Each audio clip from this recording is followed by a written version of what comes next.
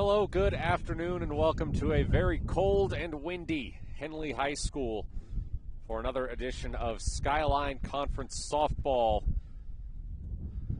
as the Hornets wrap up the regular season series with Phoenix High School. Matt Bowling here alongside Kevin Petrik. It's an abbreviated doubleheader today. Teams were supposed to play two separate games this week, Tuesday and today. But Tuesday's game was rained out. We ended with Henley leading 2-1, one on and one out in the bottom of the second, so that's where we'll pick it back up and play the second game right after this. These teams have already played one doubleheader this season. Back on April 6th, Henley went to Phoenix, won the first game 24-0. Won the second game 12-1.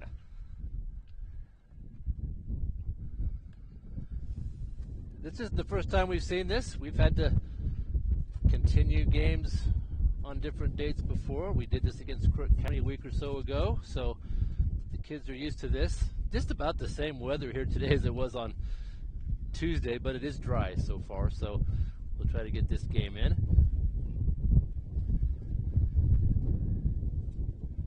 Phoenix playing a lot closer this time. Scored 2-1 here in the second inning, much closer than the previous two affairs. So we'll see if Henley can get those bats going and pile up some runs here in their half of the second when we get started.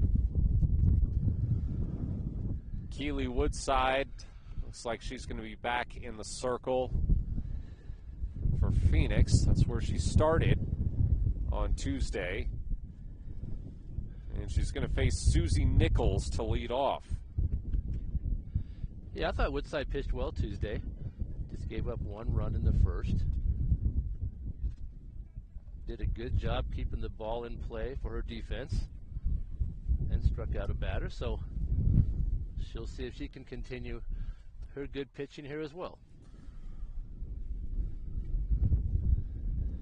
Nichols had a great game against Crook County in the second leg of that abbreviated doubleheader on Saturday. She was 3 for 4 at the plate with 2 RBI. She's now hitting .450 on the season with 8 RBI.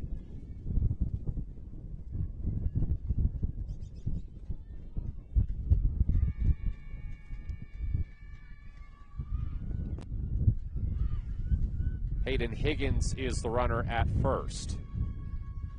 Yeah, she wasted no time getting to second. Coach Stock sent her right away and get that runner in scoring position.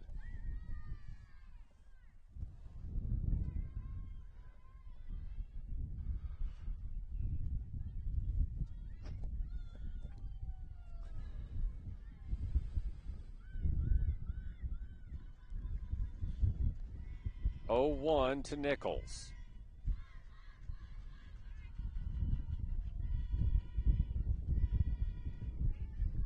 Takes it high.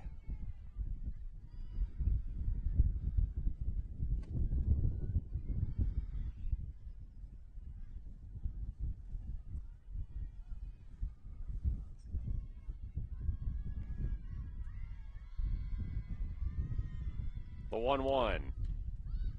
Slapped into center field. That one's going to get down for a base hit. Runners at the corners for Anna Harper, the leadoff hitter, with 1 out.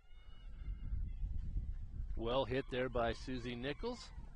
And Henley finds himself in a good spot here. Back to the top of their batting order with just 1 out. Harper had a hit in her only at bat on Tuesday. Leads the Hornets with 5 home runs this season. Looks at strike 1 here. We always talk about Anna's power when this wind is like this because she is a very strong hitter. Hits the ball a long way. With any help from the wind, she will send the ball out of the park.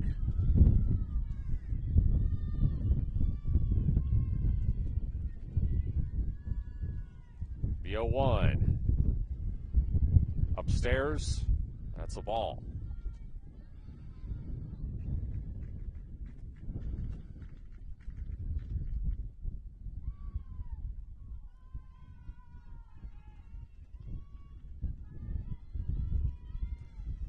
One to Harper. Swung on and missed.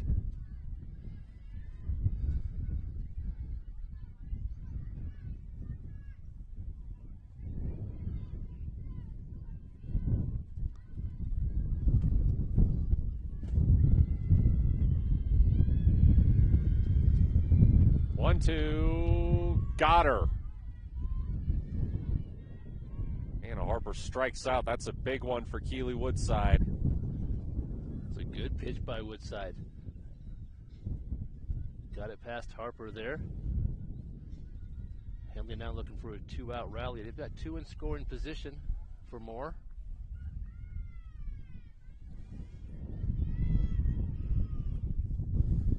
Didn't even notice that Nichols stole second. That's how sneaky Henley is on the base paths.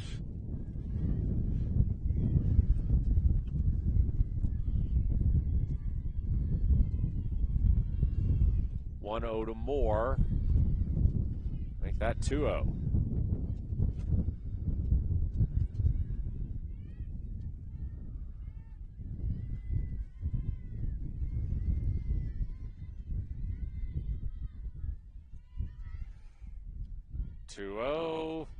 Called strike.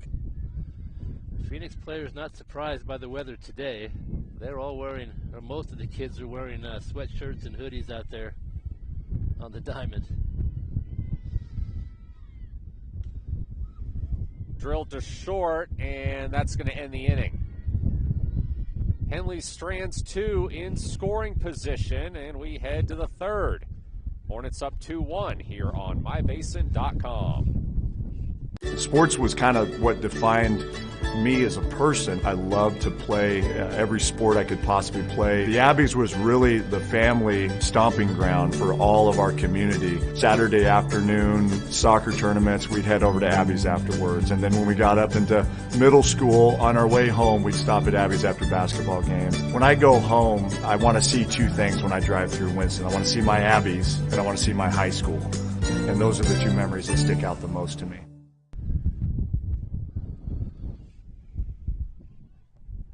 Annie Campos back in the circle for Henley, getting the start there as she did on Tuesday.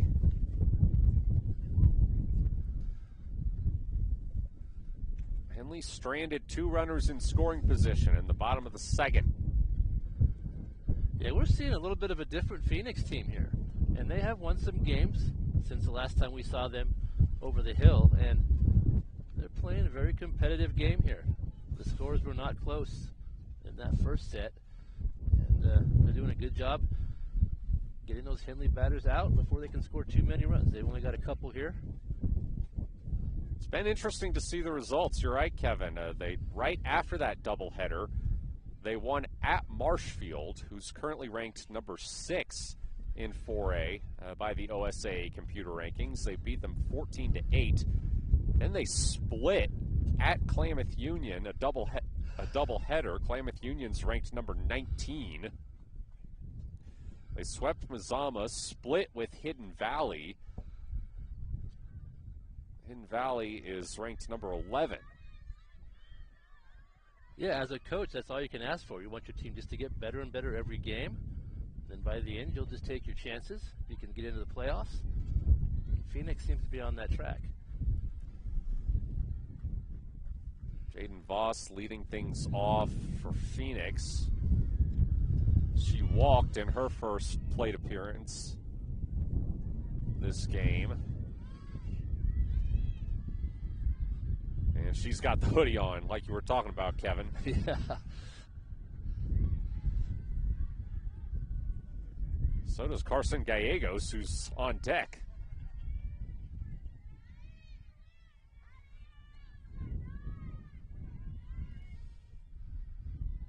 It's a 1-1 to Voss.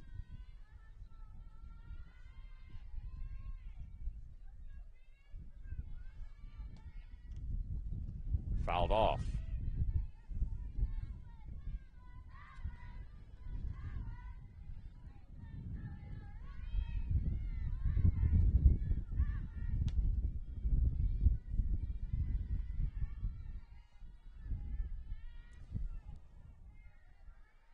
1-2, the count to Voss.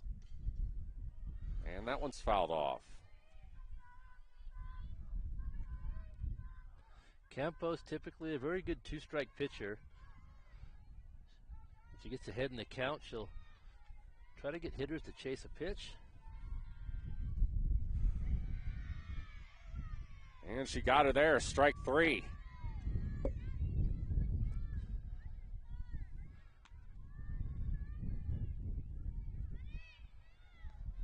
So up comes Gallegos.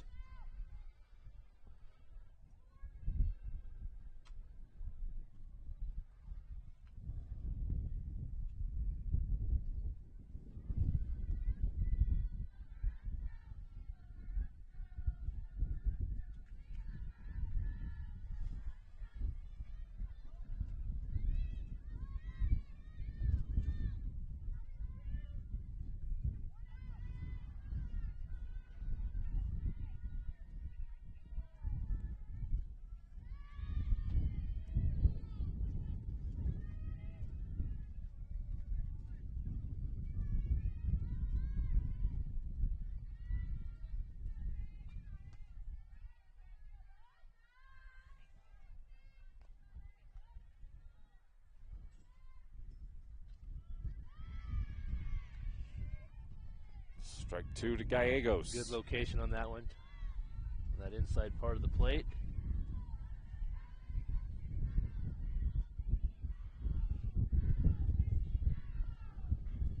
Another 1-2 for Campos upstairs.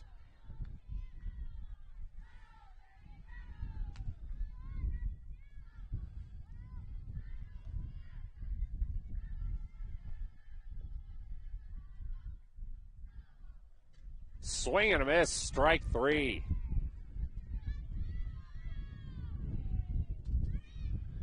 Great start to this inning for Campos and the Hornets. Henley had a lot of base runners. They gave up a lot of base runners in that game on Tuesday, the shortened game. Off to a much better start here.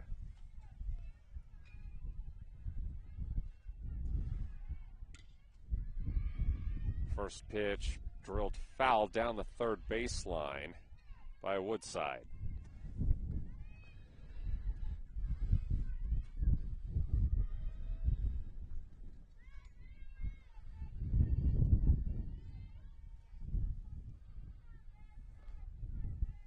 Oh, 1 the count to Woodside. Called strike 2.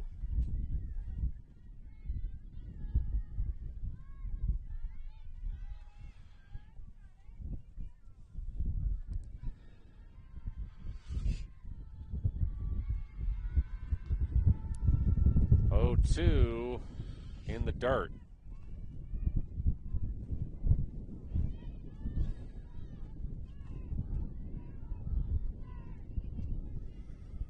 Woodside drove in the only run of the game for Phoenix so far back in the first inning on Tuesday on a ground out. So she's 0 for 1 with an RBI.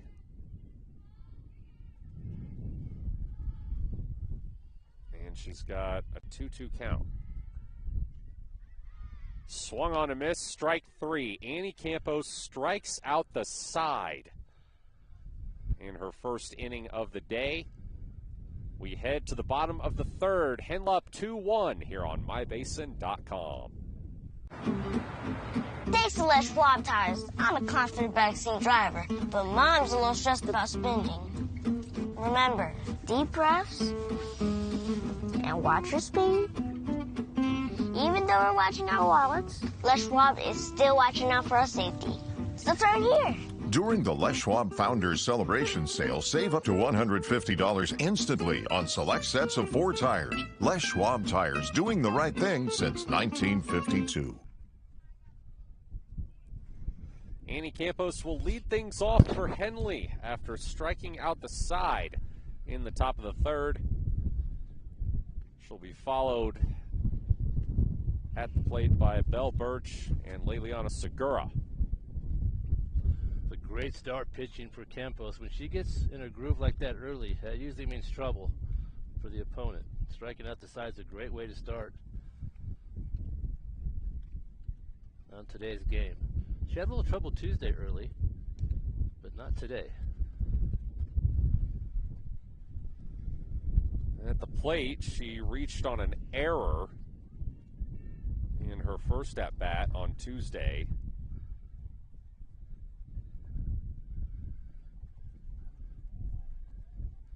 You got a couple of these Hornet hitters that are batting above 500. Makes for a pretty good season and a pretty good lineup. I think Andy's right around there.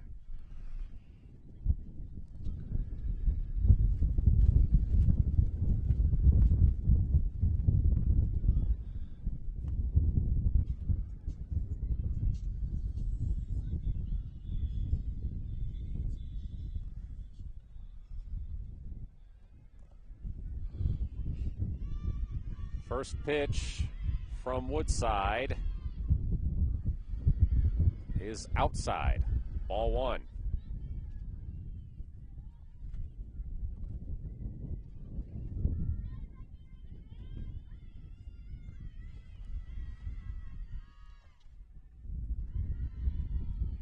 Two oh.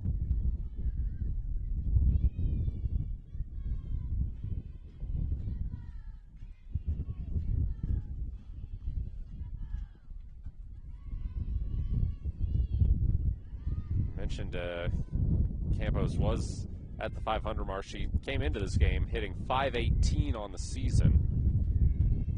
3 home runs, 24 RBI. And she's got a 3-0 count here.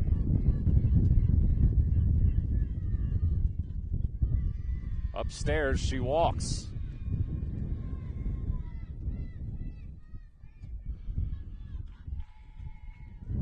So up comes Belle Birch, who struck out in her first plate appearance on Tuesday.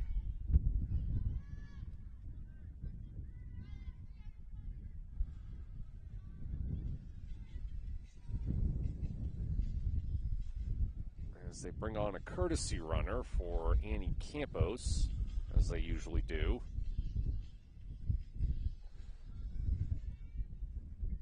And it's the freshman, Bailey Lusignan.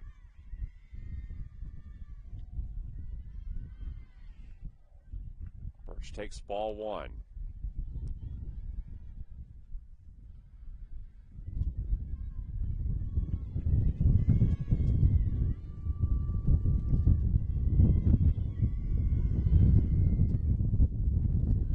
That one's low, ball two.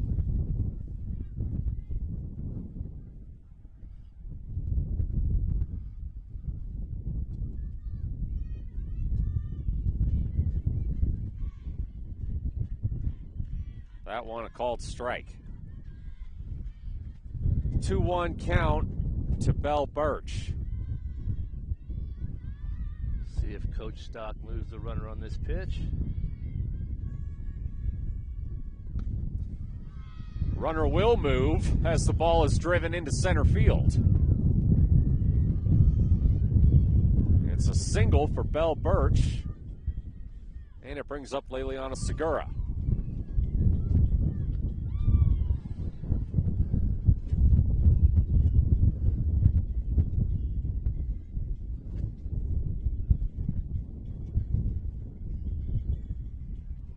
Coach Stock using another replacement runner at first base. Segura flew out in her first at bat. Comes on here with a chance to drive in a run, maybe two.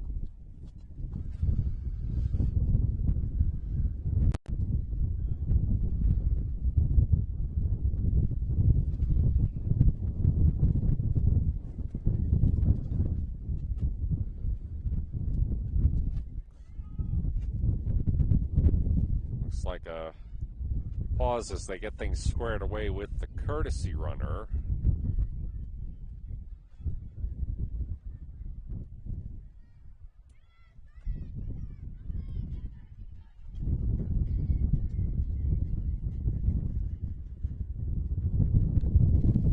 First pitch to Segura is a ball.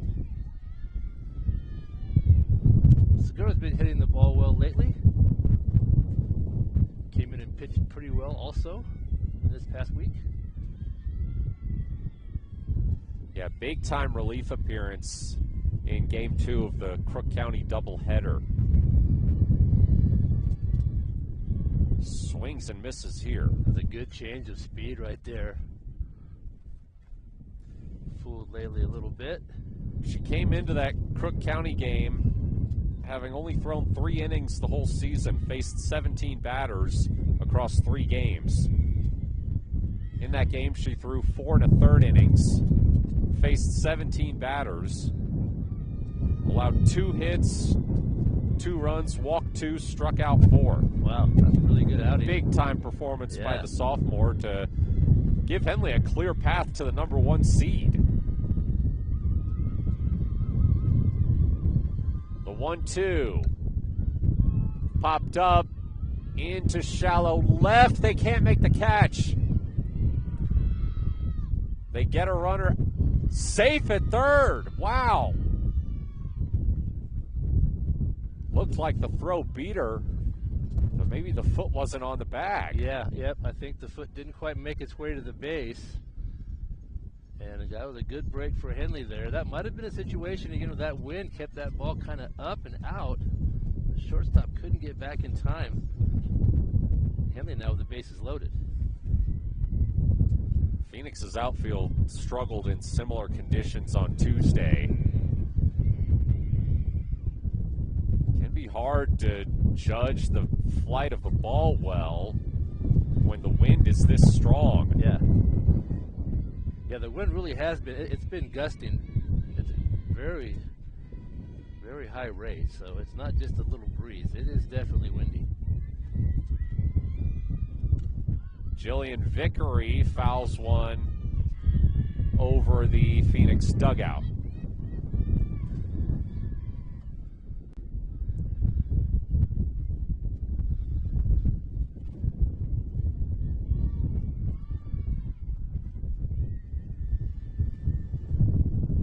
Vickery grounded out on Tuesday, and she won't here. She'll score a couple runs.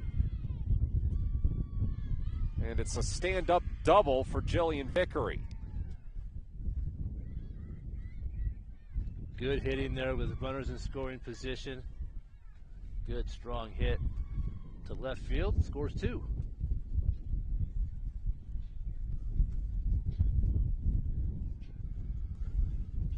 Now it's Gracie White going to try to keep things going. She drew a walk in her only plate appearance on Tuesday. Takes the first pitch high.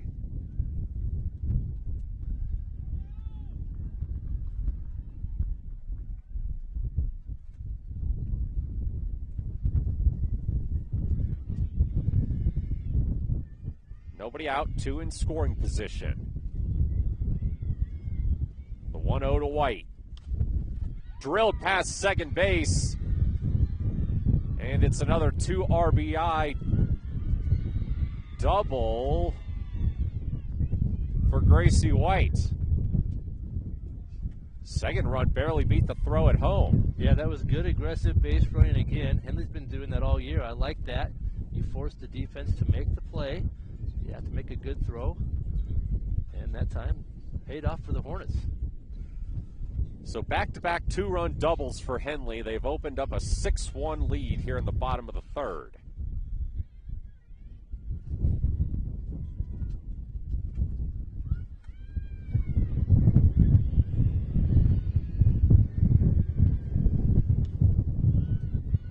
Drilled right to short, and they get the lead runner at third. But Hayden Higgins reaches first safely. It's a good decision to get the lead runner. You look over that direction. If you think you have time, you make that throw. And that was just right. Well executed by the Phoenix defense there for the first out.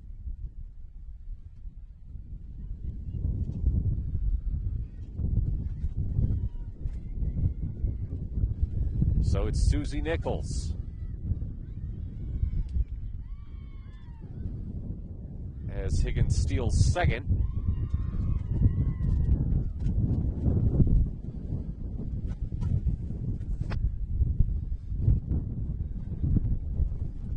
takes ball one.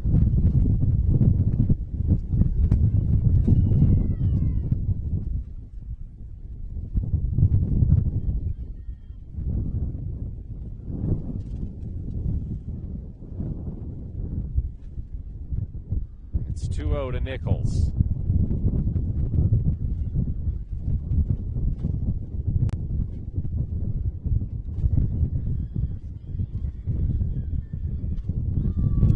Slapped into right field, and this one is caught.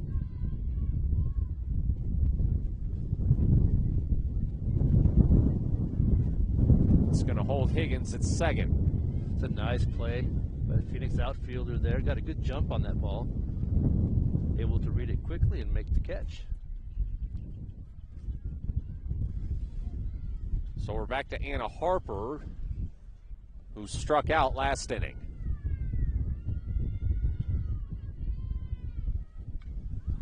Drills the first pitch into deep center. It's a line drive, but caught to end the inning.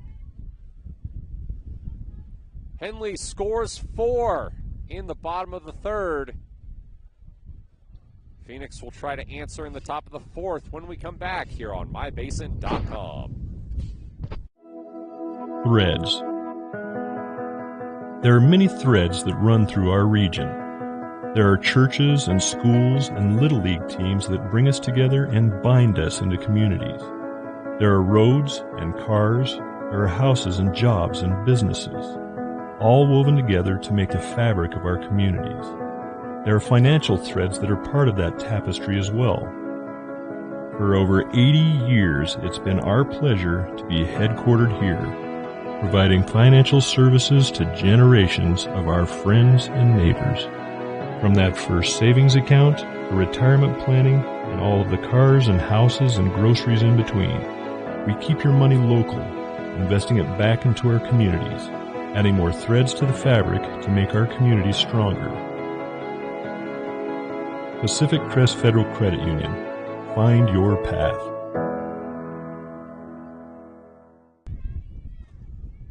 Henley scores 4 to open up a 6-1 lead in the bottom of the third. So now Destiny Christlieb, Kendall Haywood, and Riley Johnson will try to come up with a response for Phoenix.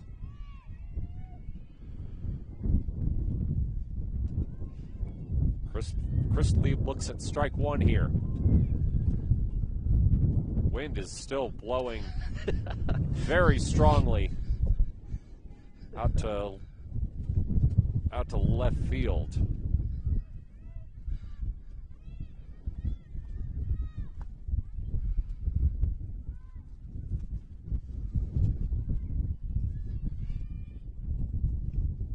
Swing and a miss, strike two. Campos really finding that strike zone today so far. Good control.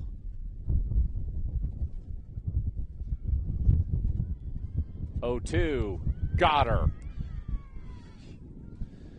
That is the 8th strikeout of the day for Annie Campos. Well, 8th strikeout of the game. Right. Doing very well against these Phoenix hitters.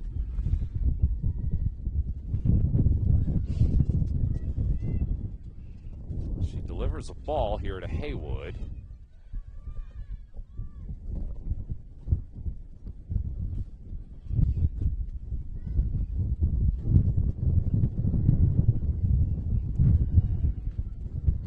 Another big swing and miss.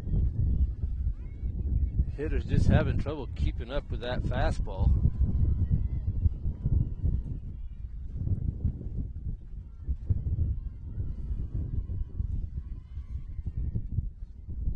That one in the dirt.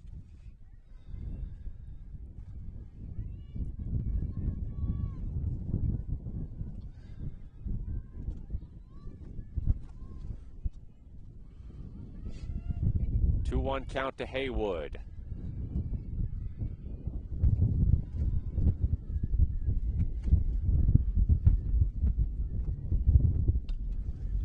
Drilled right to third, and And a nice snag for the out by Higgins. She was standing right in the right spot. Hit right to her.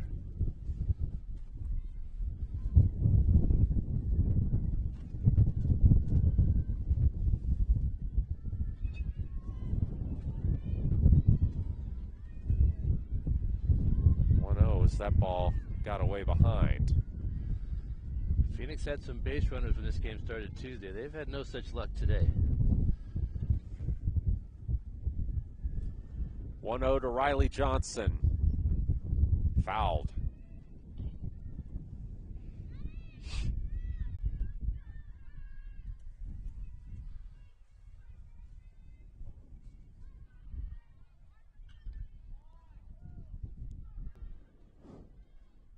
The 1-1.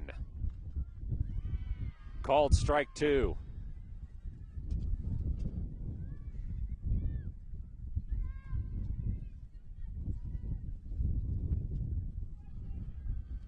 Another payoff pitch coming for Annie Campos.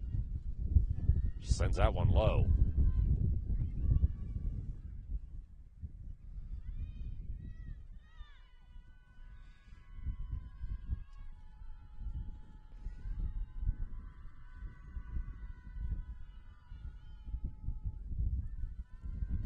Two. Drilled to first. And back-to-back 1-2-3 innings for Annie Campos and the Hornets. They'll come back to bat in the bottom of the fourth. Right after this break, Matt Bowling here alongside Kevin Petrik. You're watching Henley Softball on mybasin.com. Comfortable and not corporate. At Clown Falls Subaru, we built our business on that simple promise. Well, that and some of the best people you're ever going to meet. Hi, I'm Rob Cedar, General Manager at Clown Falls Subaru. Our 62 employees make it easy for us to live up to our comfortable, not corporate philosophy. Friendly faces, easy answers, straight talk, fairness, and exceptional service. These are the things you expect. These are the things that all of our people deliver. Our management team, sales pros, certified service and body shop techs, lot attendants, and detail experts are all 100% focused on you. Local people putting their friends and neighbors first. At Clown Falls Subaru, that's the only way we do business. It's comfortable, not corporate. Our team members also spend hundreds of hours each year supporting local charities and events through the Subaru Love Promise. That's the kind of people they are. We're very proud of them. They're your friends, they're your neighbors, they're glad to know you, and they want you to be glad to know them too. I'm Rob, and this is what makes us comfortable, not corporate. More here in the bottom of the fourth. Hornets trying to add to their 6-1 lead. Henley with some nice defense that last inning. Gracie White with a good play to end the inning at first base. Well hit ball to her.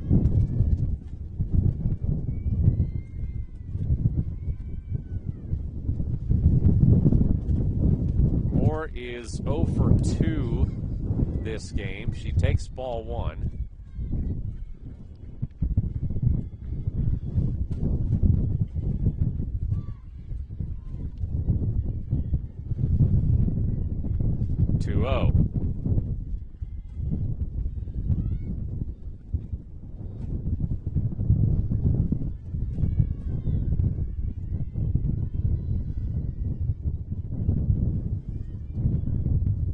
Upstairs, ball 3.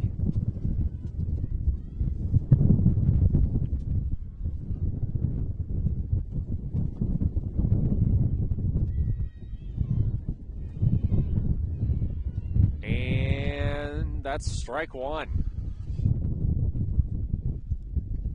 Pretty close to the bottom of the zone.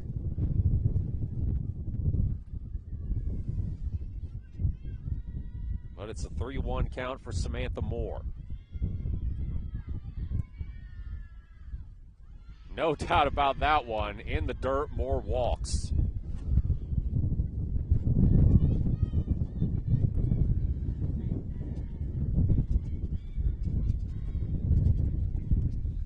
Woodside allowing a few more base runners than she'd like to. Had a little more success on Tuesday when this game started.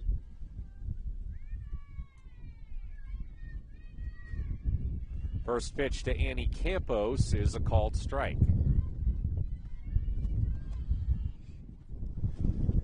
Campos 0 for 1 with a walk.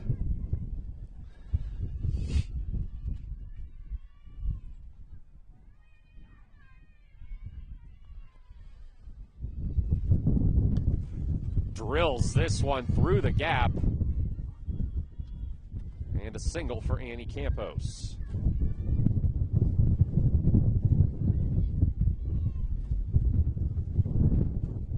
Another good hit from that Henley lineup. A lot of the hits today are line drives or sharp ground balls. Well hit. That's how you want to do it. You want to avoid those pop outs. Get the ball through the infield. Get your runners on those bases. Bell Birch 1 for 2, has struck out. Squares up to bunt, but pulls back. It's a strike. Runners advance. The runners were going on that one. Either way.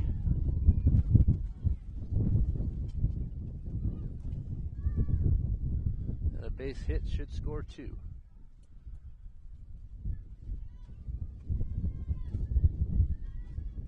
The 0-1.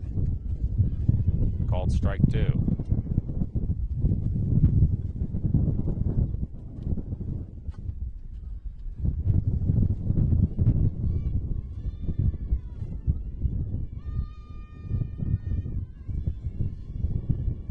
Two to Birch. She pops it up right in between two fielders, and 1 run scores. Delayed call at third. She's safe. Just got under that tag. Really a close play at third. Henley will get the run.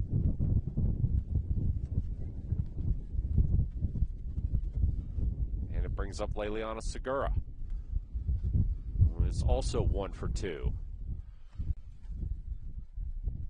A lot of close plays at third base already today. Henley runners need to be aware Phoenix will take that out there.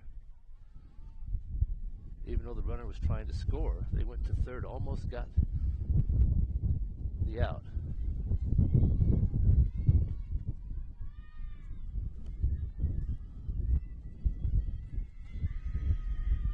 First pitch to Segura is high. Alana Benson, the courtesy runner at second for Birch. Bailey Lucignant on again for Campos. Popped foul behind the netting by Segura.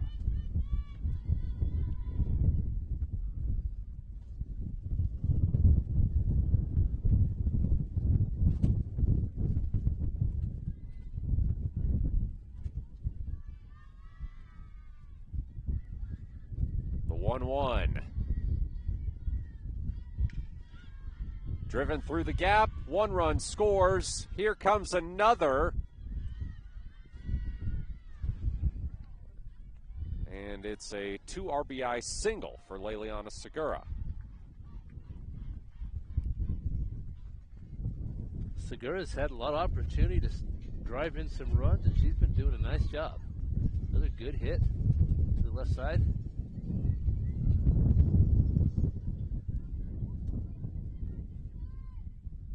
And Henley's opened up a big lead here in the 4th. Jillian Vickery, 1 for 2 with a couple RBI already. Takes ball 1 with a runner on and still nobody out.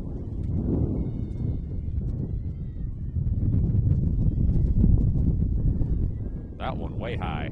Yeah, Jillian had a nice hit her last at bat that scored 2.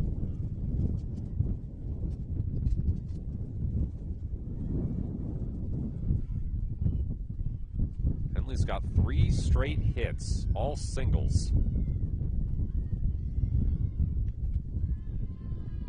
Yeah, I like how this Henley team puts the ball in play on the ground for the most part. We don't see a lot of pop-ups, a lot of easy infield pop-ups. They usually drive the ball.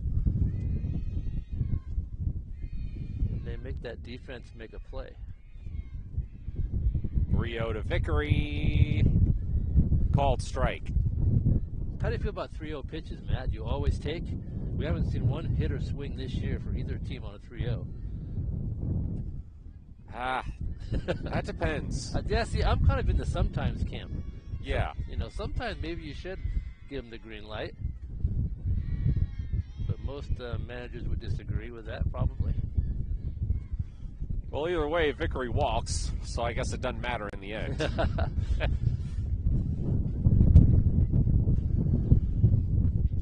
Gracie White, 1 for 1 with a couple RBIs, has also drawn a walk.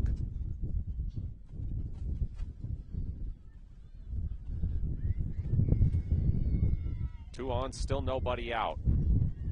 White takes the first pitch upstairs.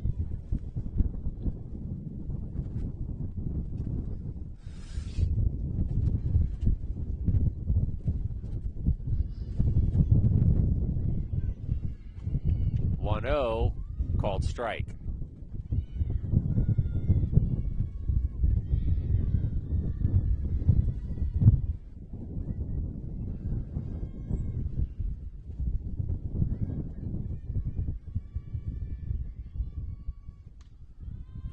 Drilled into center field. This one will score 1 run. They struggle with it at the fence, but the second runner stops at third. 10-1 Henley on a Gracie White double. Good power on that hit. It did. It rolled clear to the fence. We continue. Hayden Higgins is 0 for 2. Drills one past third, and there's another run. This could be 2, and it is. They won't get the throw to home in time. And Hayden Higgins with a double. And that's when Henley really gets rolling. When your whole lineup can hit top to bottom, it causes a lot of trouble for your opponent. And that's where Henley's at today. They're playing well on both sides here, offensively and defensively. Phoenix just hasn't had an answer.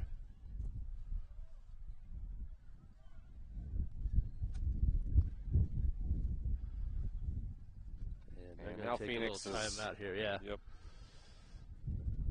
Well, Hayden Higgins, you know, you were talking about the lineup top to bottom. Hayden Higgins is not someone who's usually in the lineup. Usually see her as a courtesy runner. She's only had 15 at-bats the entire season. That was her second double of the season. That was a good rip. And her 6th and 7th RBI.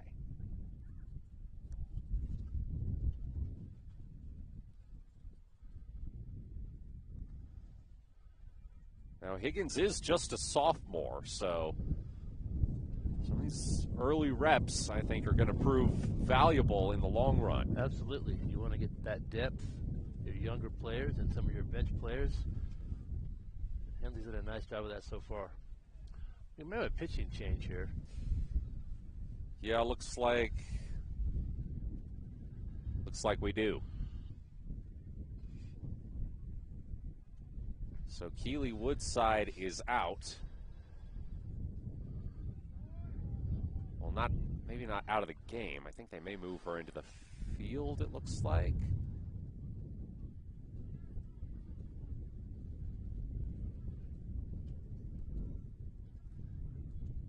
And her replacement is Jaden Voss.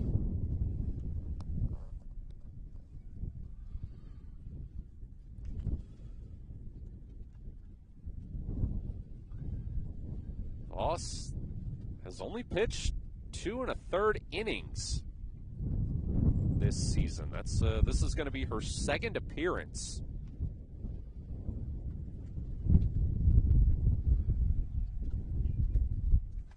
Pitched first time in the circle since March 16th when the Pirates faced Sutherland. She faced a total of 16 batters, gave up 4 hits, 6 runs, only 2 of them earned though, walked 3 and struck out 2.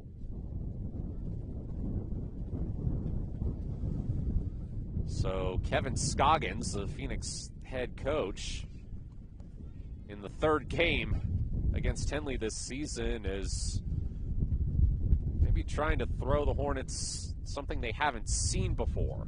Yeah, that's a good idea, especially this game now. We are in run rule area here, so maybe just an inning left or so. Yeah, if Henley can score 4 more runs, this game will be over. They've already passed the 5-inning run rule threshold.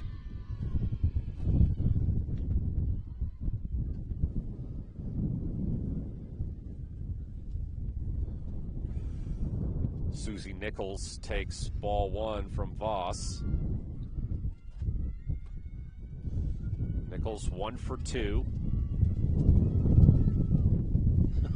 Has to duck out of the way of that one. That was a tricky one there. And Hayden Higgins is going to take 3rd. She did a nice job dodging that pitch.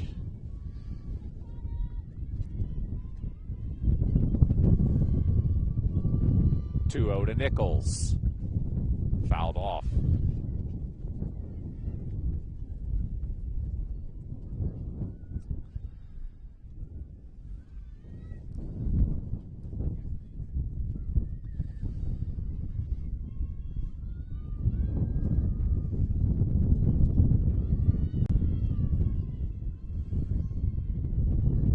The 2-1.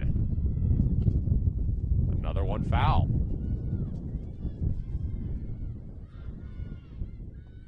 Wind is still just whipping out here.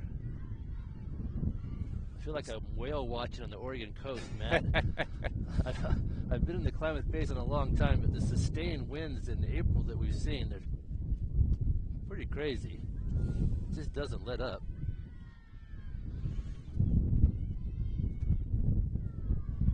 Full count to Nichols. This would be standard in Oklahoma, Kevin. So is that right? Make sure you. Is it a cold wind like this? A little warmer. In the winter, it is. In the winter, it is very cold. Okay. I had to walk to class in about negative wind chill one time. Not fun. Nichols walks, so there's runners on the corners for Anna Harper. Still nobody out in what has become a 6-run inning for Henley.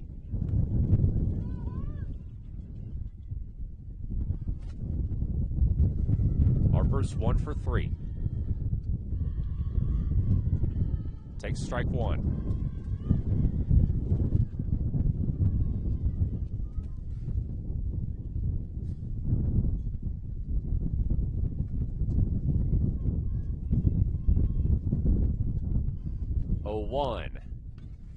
Drilled into center field. 1 run scores. They're going to hold the second runner at 3rd. With a nice line drive. In Harper's last at bat, she hit one to deep center, but that was a fly out. This time she kind of straightened it out and scored a run. Samantha Moore is the only Henley player left without a hit this game.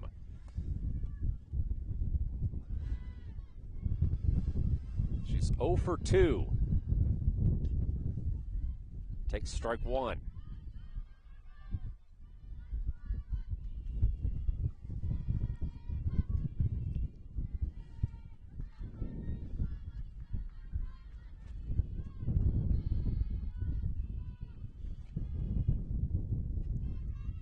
Oh, 1 to Moore.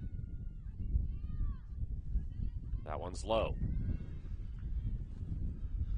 Moore has also drawn a walk, so should probably give her credit for that.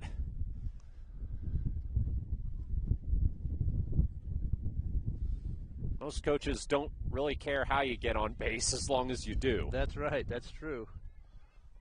As long as you generate runs, that's what they like.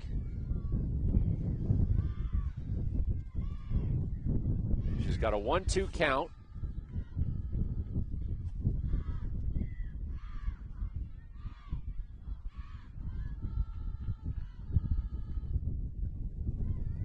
And she takes ball 2.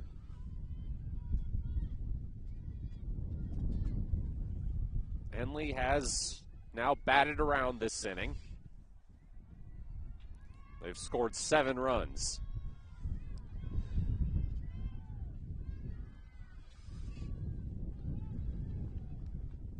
That pitch upstairs, full count.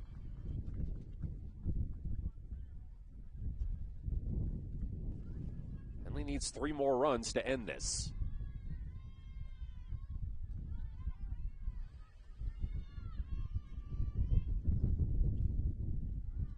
Fouled off. Still a full count to Moore.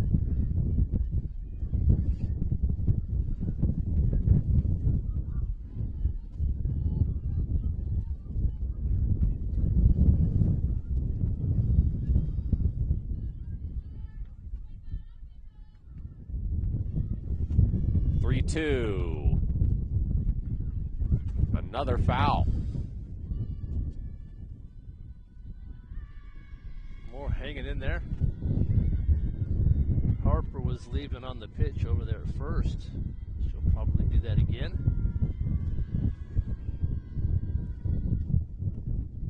Drilled right to Voss in the circle, and they get Moore at first. 1 run does come home, though, and Harper advances to second.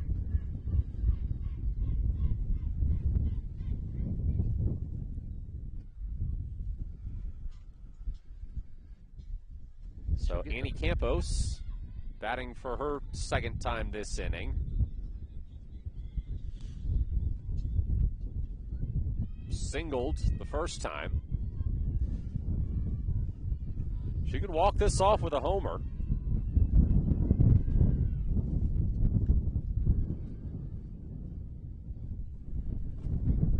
She has hit a few this season. She's got 3.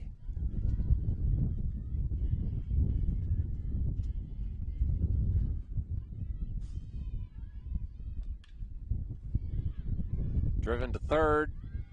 They get her at first. Throw back to third, gets away, and a run scores.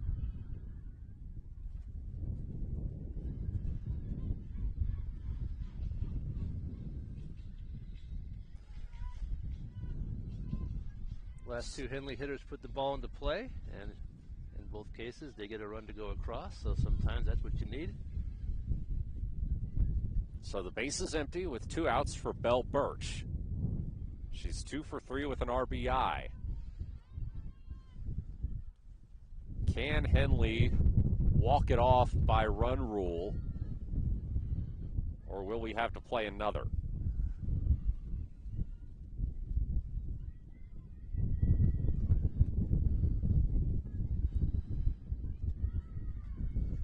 Oh, 1. Driven foul.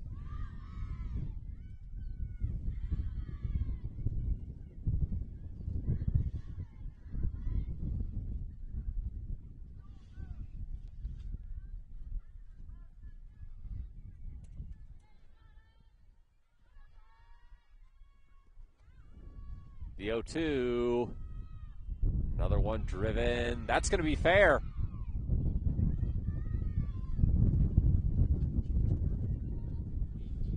Belle Birch is aboard with 2 outs. What can Leliana Segura do here? 2 for 3 with 2 RBI. Looks like Alana Benson's up there at the plate, Matt. May have had a lineup change. You're Correct, Kevin? I think that is Alana Benson.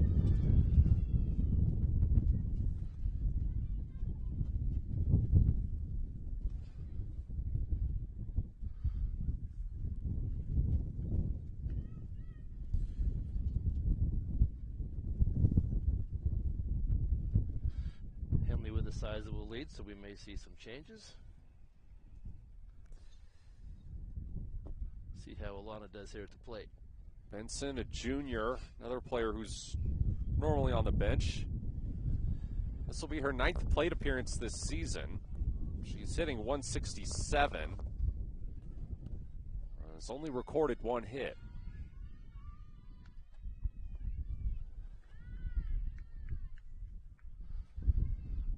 Takes a ball here.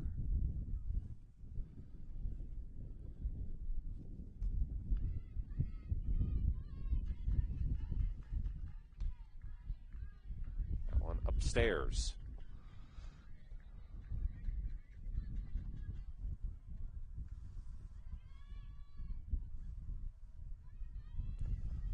Looks like it's 2-0 to Benson. Make it 3-0.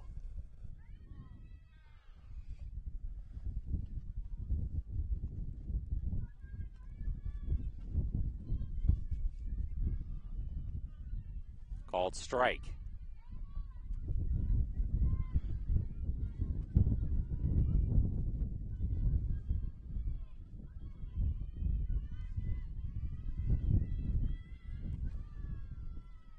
Three-one. Strike 2 swinging.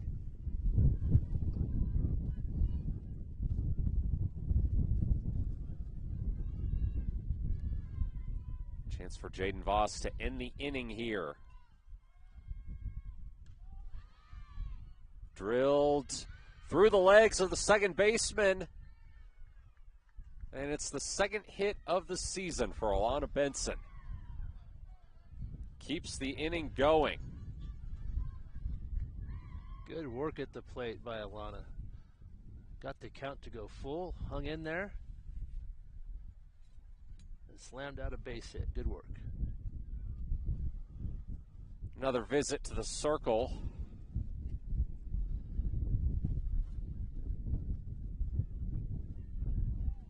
I'll give you a baseball update while that's going on.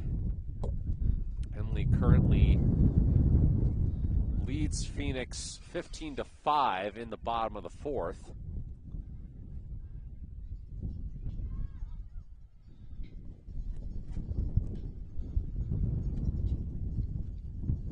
Henley baseball also ranked number 1 in 4A.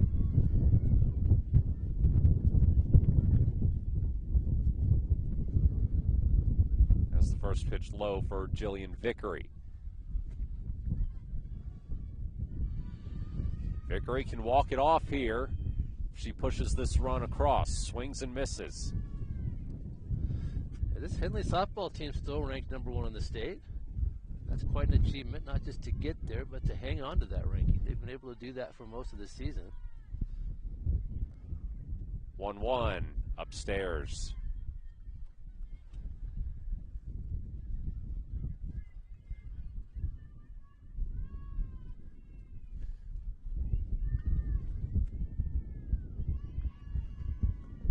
Two-one to Vickery.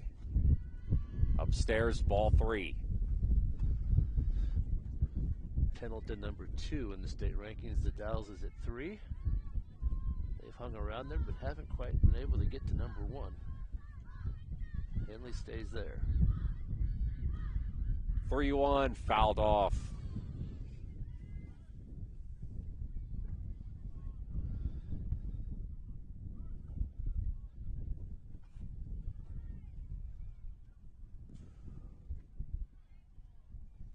Full count, 2 outs.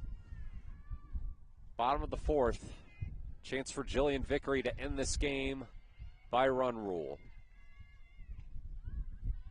And she walks.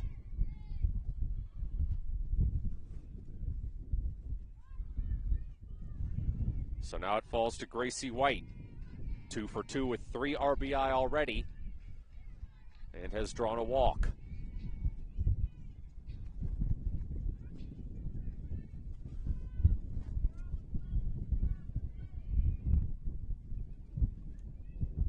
First pitch in the dirt. Run comes home. And she's safe. That should end it. And it does.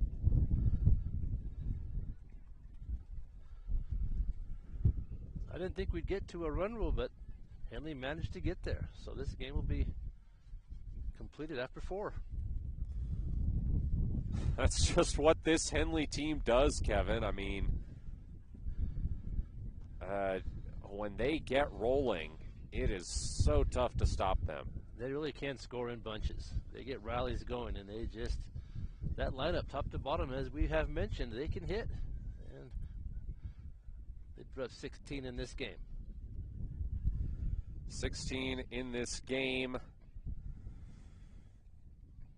including 10 in the deciding 4th inning. Just a monumental showing by Henley.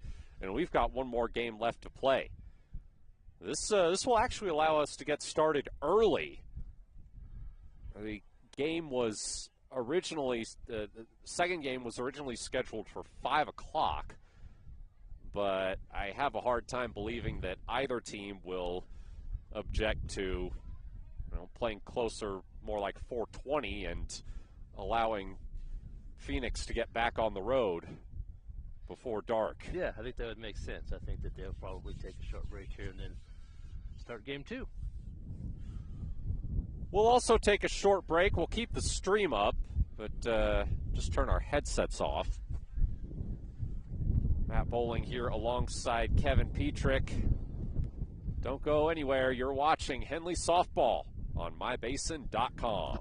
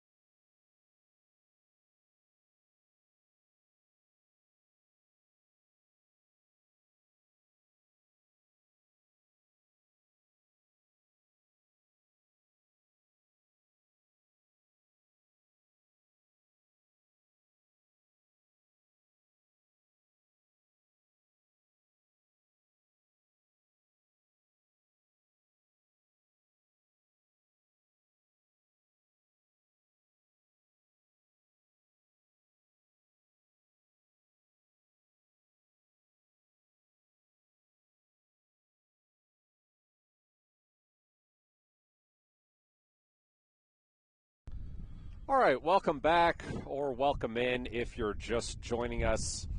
Looks like we're about ready to start Game 2 of this abbreviated doubleheader.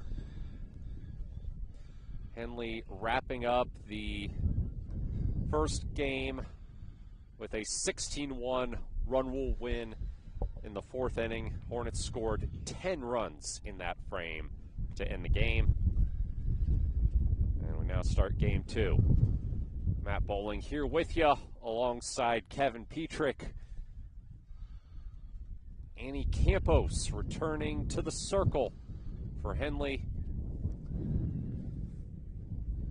She saw very little real action in that first game.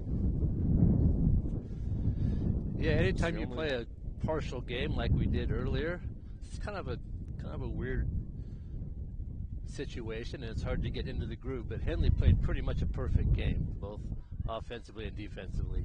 Campos pitched very well. Phoenix had no one reach home plate, didn't score a run today, and the defense also played well. And Henley's offense, the bats really on fire again with a 10-run inning. So she put up a pair of 1-2-3 innings. We started the game in the bottom of the second, where it resumed from Tuesday. So Campos only pitched 2 innings, and both of them were 1-2-3 innings. She had 4 strikeouts. So really in a groove so far, as I'm sure Henley would like to make this game just as quick as the last one. Get out of this cold and wind. Yeah, the weather's cooperated a little bit. At least it's not raining, so that's kind of a tough deal for Phoenix to have to come over Tuesday and get the bus and everybody loaded up and get over here, and you only get to play for about half an hour or so. So this much better today, able to get both games in.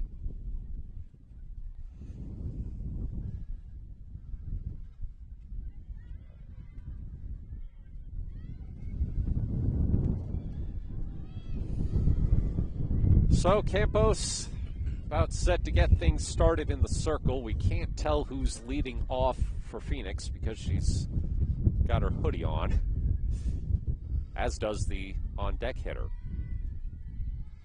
which is understandable. I've got 3 layers on myself. A number of the Henley players had hoodies and sweatshirts on last game, but all the fielders just wearing their regular jerseys here in Game 2.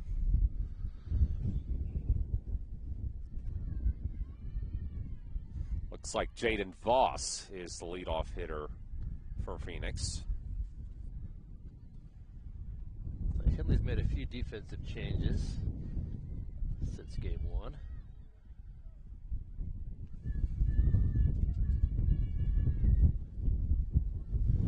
Campos sends that one to the backstop.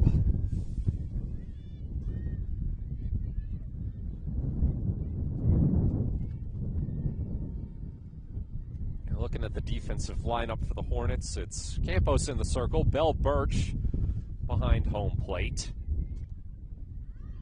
She catches strike 2 there. In the infield, it's Anna Harper at first, Samantha Moore at second, Jillian Vickery at third, Natalie Hudson at shortstop. In the outfield, it's Leliana Segura in left, Susie Nichols in center, and Alana Benson in right. Full count to Jaden Voss.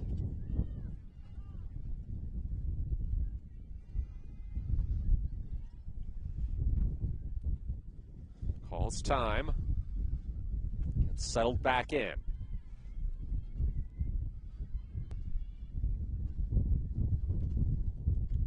Swing and a miss, strike 3.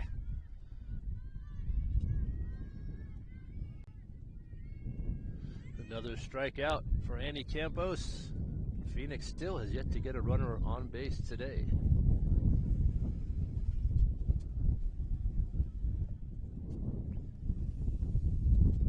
Brings up Gallegos, and she takes strike 1.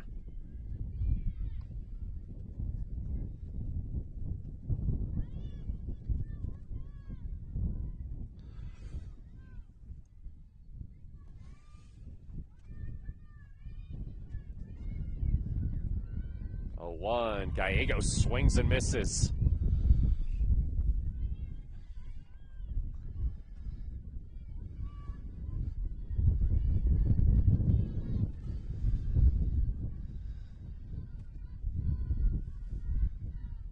The 0-2. Hit short, but Campos is going to come up, scoop it up, and make the throw to first.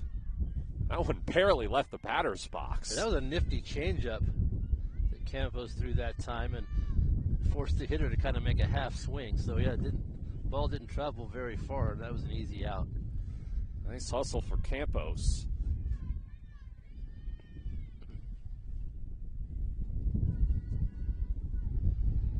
And Keely Woodside is going to try to keep the inning going for Phoenix. She's also got the hoodie on, so all of Phoenix's top three, the top of the order for Phoenix, all rocking the hoodies.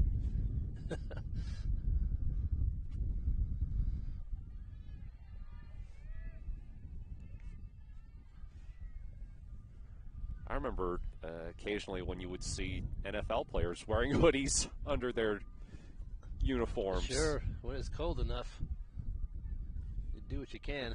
Got banned by the NFL, though, because, well, I don't know.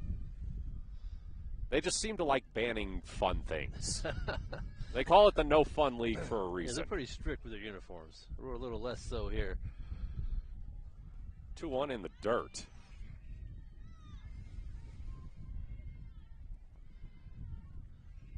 So a 3-1 count for Woodside.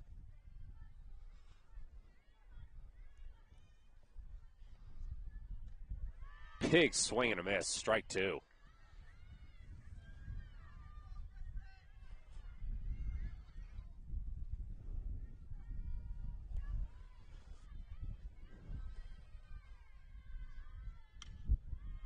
Drilled past second, and Woodside's aboard. Yeah, they got their first hit of the afternoon. We'll bring up Destiny Chrislieb.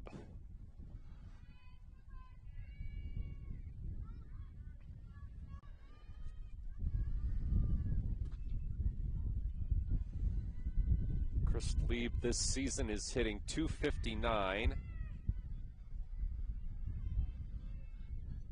2 home runs, 7 RBI. She's got an 0-1 count.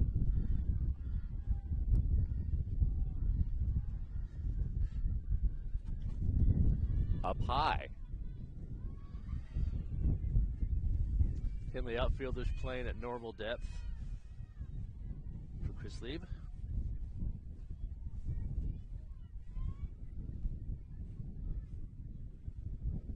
They've shifted a little bit toward the third baseline.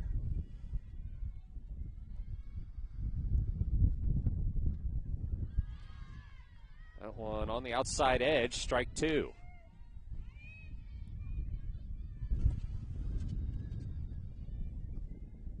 One-two count to Chrislieb.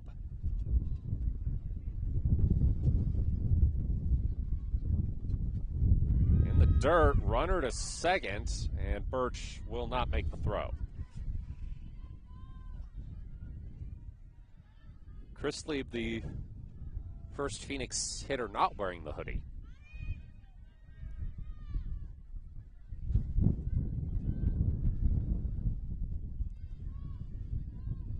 Two-two count. Chance to end the inning for Campos. That one's low. Full count again. Just a bit low.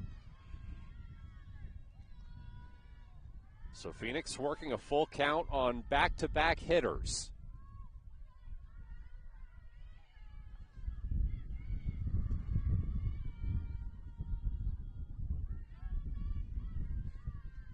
This time, Campos gets her swinging. Inning over. Henley up to bat in the bottom of the first. After this break, here on MyBasin.com.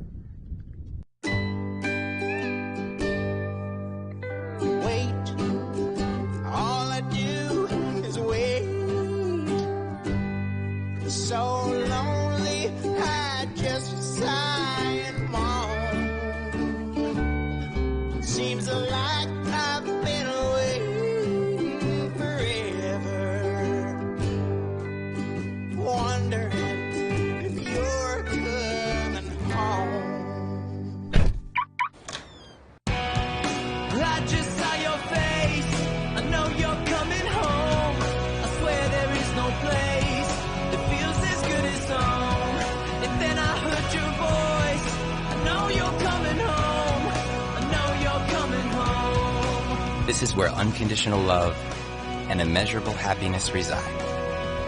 This is home. Coltwell Banker, where home begins.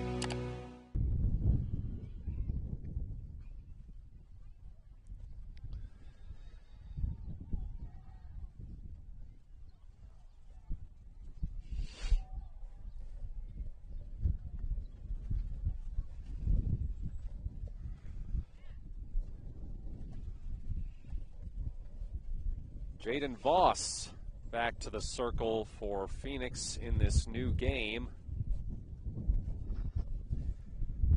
Brought her in towards the tail end of the first game in an effort to stop the bleeding, as Henley was just lighting it up. She was able to get a couple outs, but Henley still hit the run rule threshold to end the game.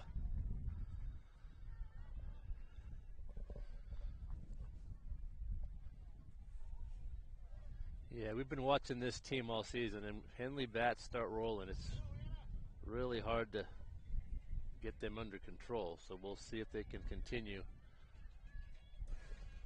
their hot streak. Anna Harper leading off for the Hornets.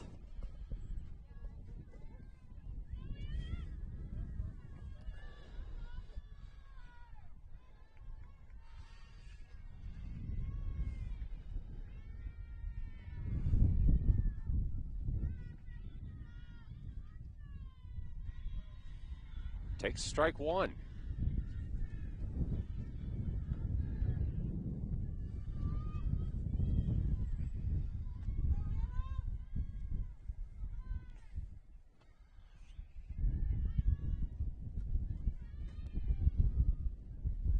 That one hits her. So Harper gets on base.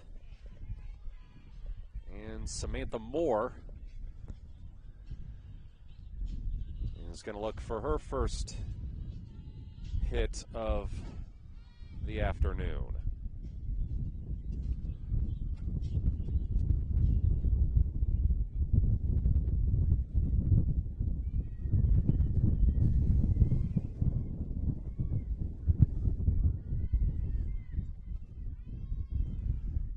First pitch to Moore is a passed ball, and Harper goes to second easily.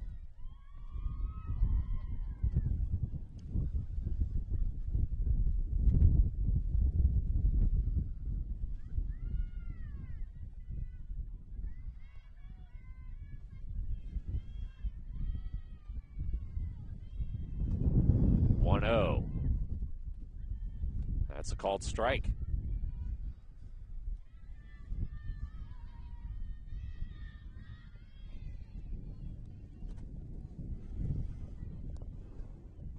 One and one, the count to Samantha Moore. And she gets hit. You could hear that one hit her. Yeah. I think both Henley players were just hitting the foot, these first two batters. Phoenix is going to talk it over in the circle.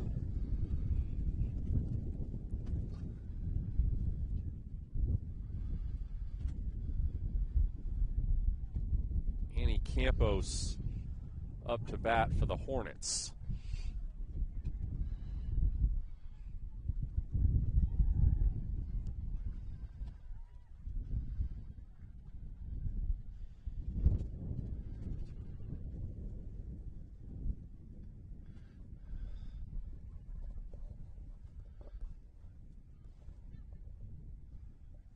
Circle visit over. Campos steps into the box.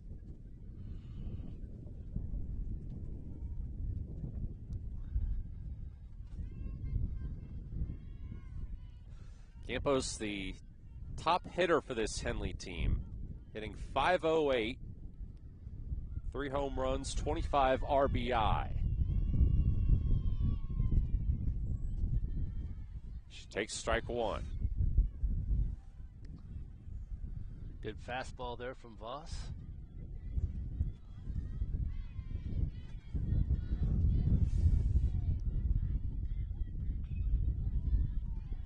Oh, 1. Runner heads to third, and they won't even try.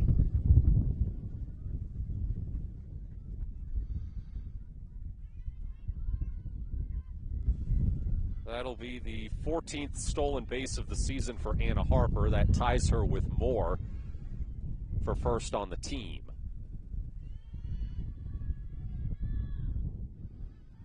And Moore just made her way to second.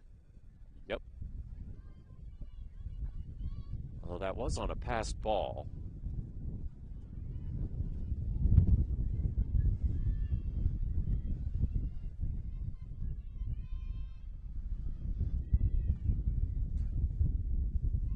Two-one count to Campos. Fouls this one into the weeds behind the Henley dugout.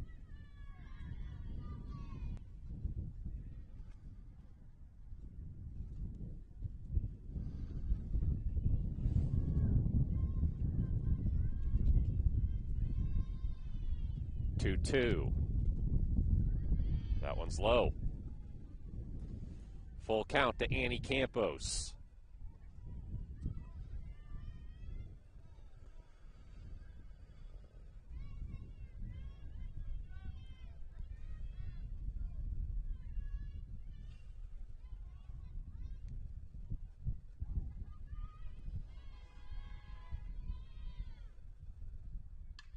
Campos drills this one past second, and 2 runs will score.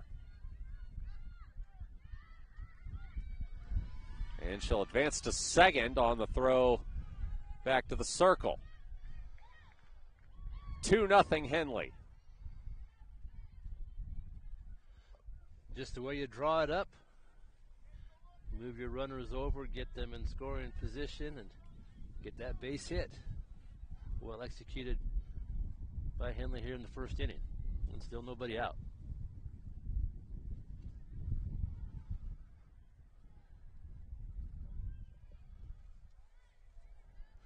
Brings up Belle Birch. She looks at strike one.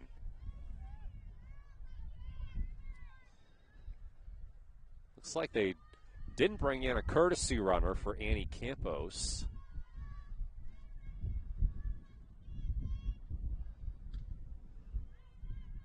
As that one fair down the first baseline.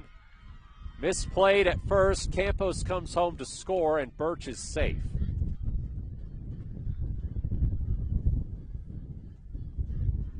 So Annie Campos getting some good base running reps there. She'll be credited with a run scored. Yeah, I think Coach Stock will be playing all of his players in different positions today, so we may not see as many replacement runners. They'll be in the field.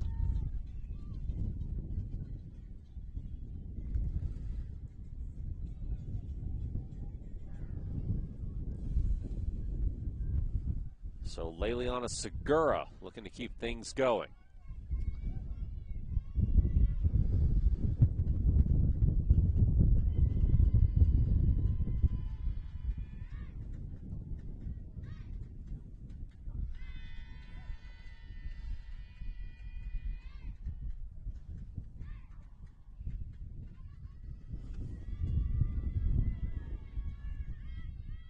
To Segura.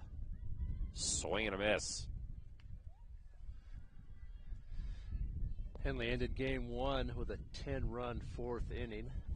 They're well on their way here. Scoring 3 here in the first.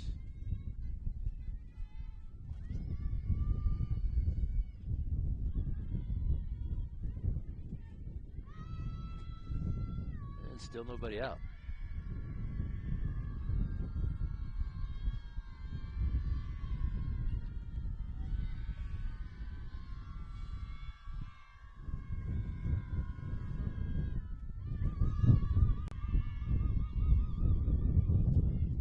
fouled off.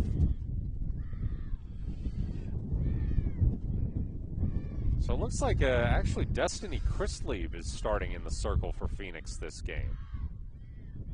You can see her clearly there, now number 7. Initially Game Changer had it as Jaden Voss still in the circle. Because somebody didn't update it in between games. Christlieb strikes out Segura here. Yeah, Chrisley with a nice pitch. Gets that first out.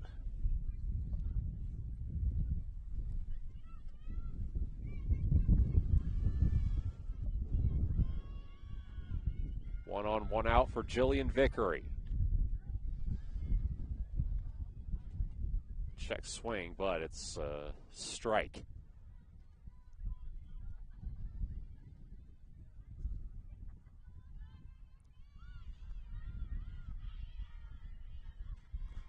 Oh, 1. Vickery fouls one off down the third baseline.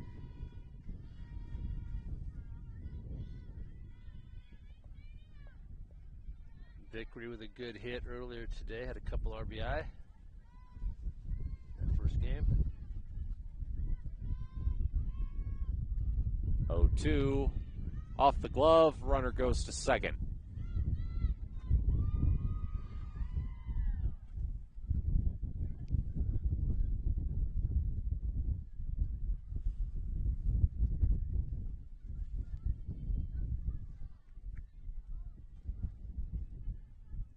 One, 2 to Vickery.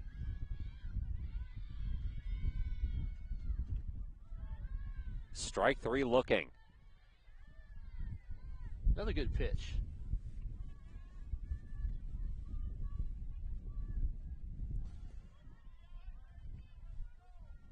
Back-to-back strikeouts for Destiny Christlieb.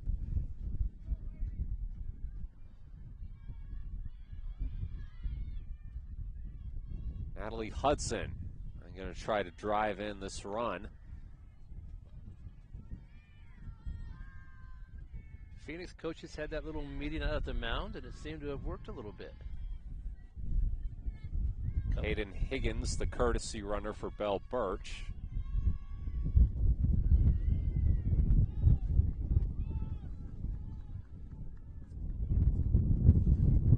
Count is 1-1 to Natalie Hudson.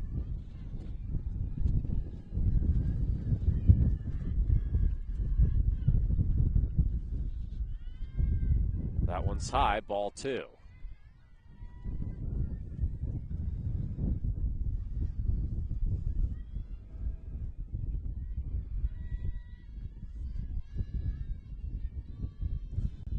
Two, 1.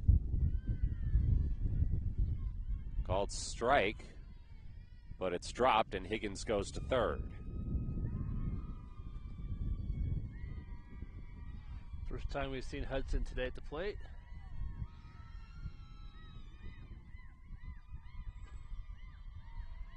The 2-2, full count.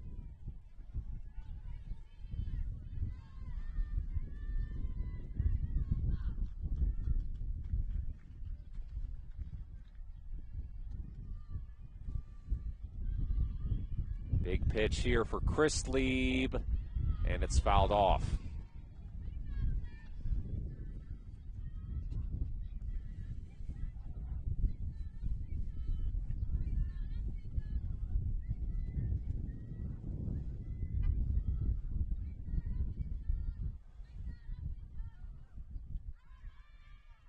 Payoff pitch.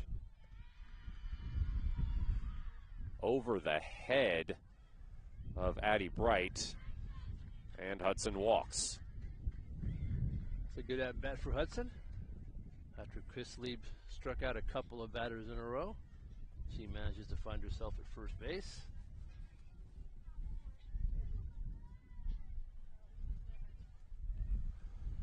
Runners on the corners with 2 out for Gracie White.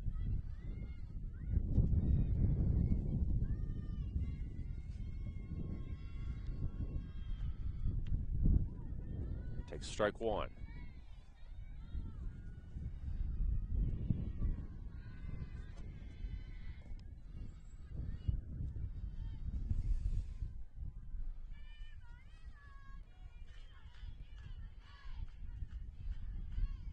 0-1 into the backstop.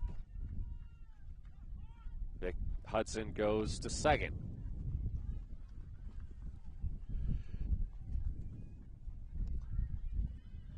Gracie with a good chance to get a couple RBI here. Little base hit.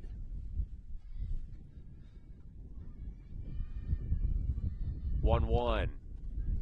Low and away.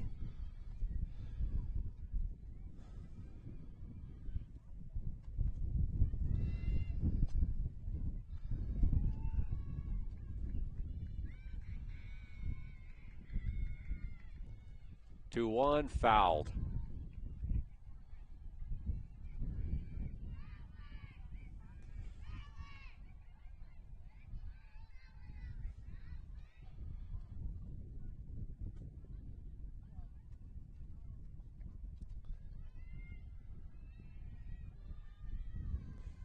The 2-2. Fouled down the third baseline.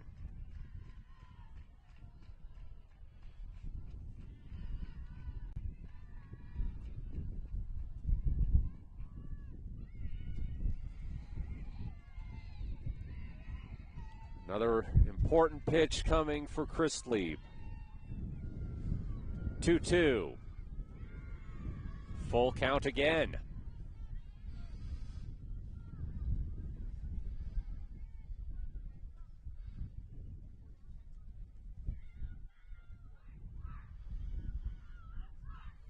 So back-to-back full counts. And White fouls this one off. Chris Lieb had some success with a couple strikeouts, and she's trying to get White here. This will be the 9th pitch of the at-bat.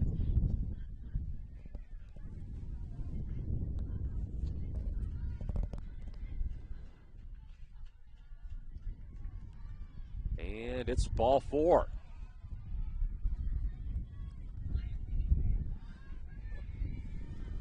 So bases loaded with 2 outs for Susie Nichols.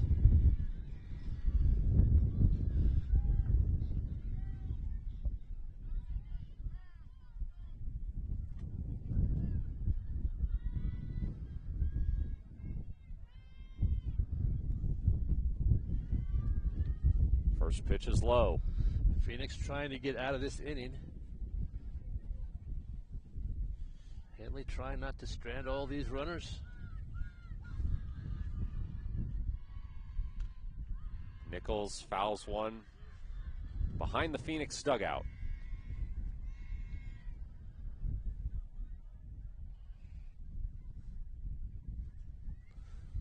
Susie Nichols, we mentioned it earlier, she may be the 9-hole hitter, but she's very capable. Here she sends one, and they're able to get her at first. Really close play. She almost beat that throw, but they will call her out. So we'll head to the second after Henley takes a 3-0 lead here on mybasin.com. Introducing Smith's Marcom Solutions, your trusted partner in marketing and communication. We specialize in crafting compelling campaigns, eye-catching graphics, and impactful branding materials. Smith Bates is like working with dependable friends. They always help us build our professional image. Through the innovative strategies the team at Smith Bates suggested, we've been able to give the brand at Calor the boost that it desperately needed. Unlock your potential with Smith Bates Marcom Solutions. 3-0 lead for Henley as we head to the top of the second inning.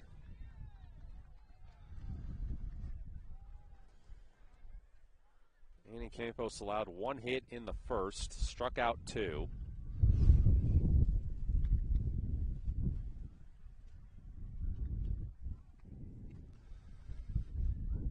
She'll face Kendall Haywood to lead things off.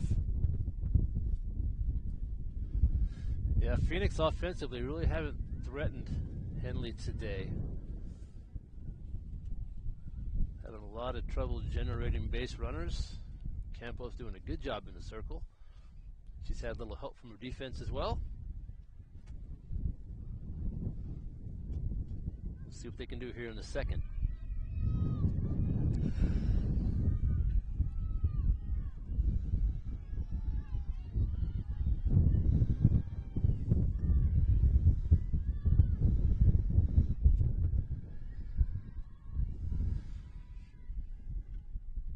Haywood fouls the first pitch off.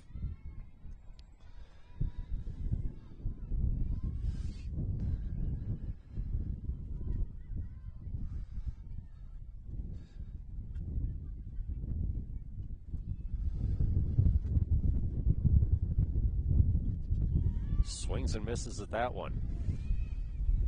Haywood's got the hoodie on, and so does Riley Johnson in the on-deck circle. So for our hoodie trackers so far, I think that's only one Phoenix player that's not wearing them.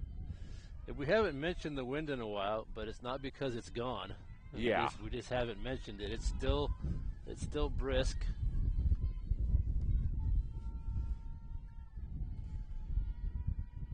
The 1-2 popped just past second, and there's a base hit for Haywood.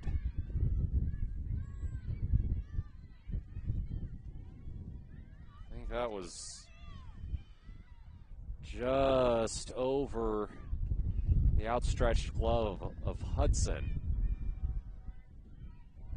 Phoenix able to get that leadoff hitter on base. Those infield bloops can be tough sometimes.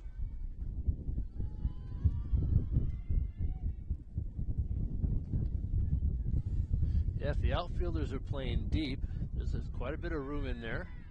You can drop a base hit or two successfully. Riley Johnson with an 0-1 count, showed bunt, but now swings and misses. Yeah, we haven't seen that today. A lot of teams will try to bunt often. We haven't seen Phoenix try that yet. They may try that tactic here in game 2.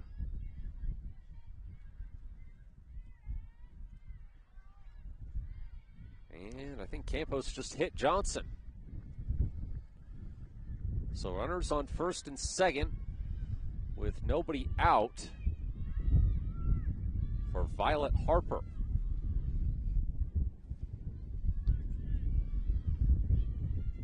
Phoenix best chance of scoring runs today, right here in the second inning. Nobody out. This season, Harper is hitting .286 with 11 RBI. She did score up to bunt that time. And took a strike. She's also got the hoodie on. Takes this one low.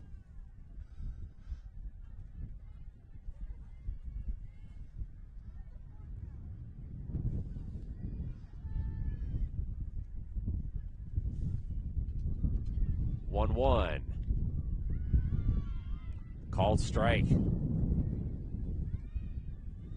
fastball right there.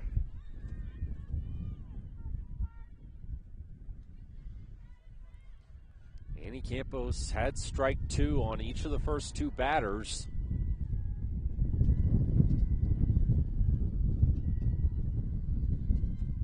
Harper fouls this one off.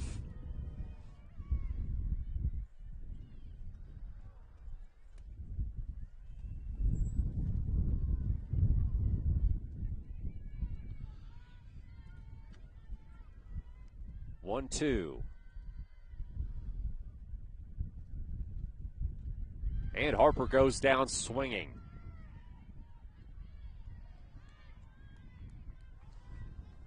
Another strikeout for Annie Campos. She's got a few of those today. Already got 3 in this game.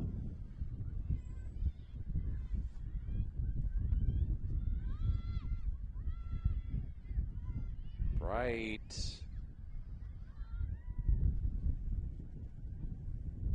Well, scored up to bunt, but there was a passed ball, and the runners were on second and third. Yeah, we hadn't seen that all day, and now just about every hitter's looking to bunt here for Phoenix with runners on base. That one pop foul.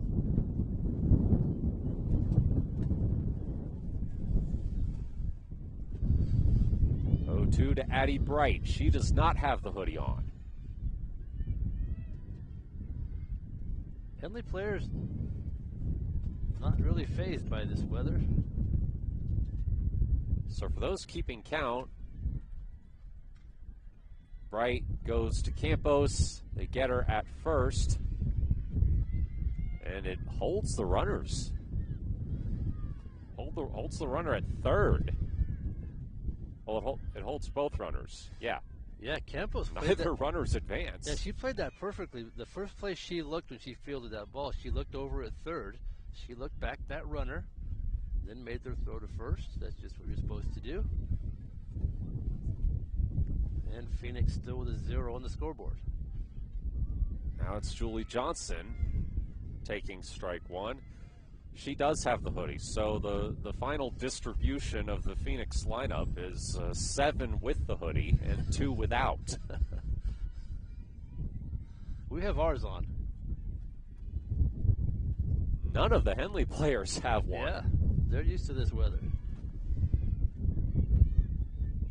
Strike 2 to Johnson.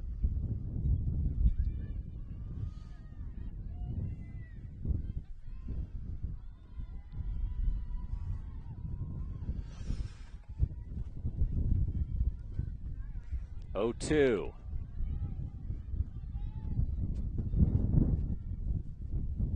That one low.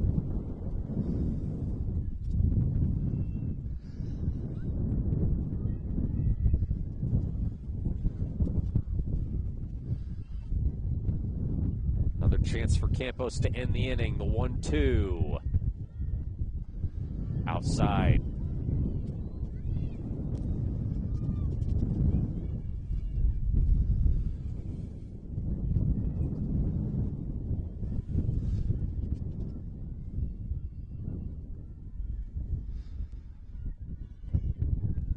The 2-2, swing and a miss, strike 3. Annie Campos strands 2 in scoring position, and Henley heads to the bottom of the second, still up 3-0 here on MyBeeson.com. Sports was kind of what defined me as a person. I loved to play every sport I could possibly play. The Abbeys was really the family stomping ground for all of our community. Saturday afternoon soccer tournaments, we'd head over to Abbeys afterwards. And then when we got up into middle school, on our way home, we'd stop at Abbeys after basketball games. When I go home, I want to see 2 things when I drive through Winston. I want to see my Abbeys and I want to see my high school. And those are the 2 memories that stick out the most to me.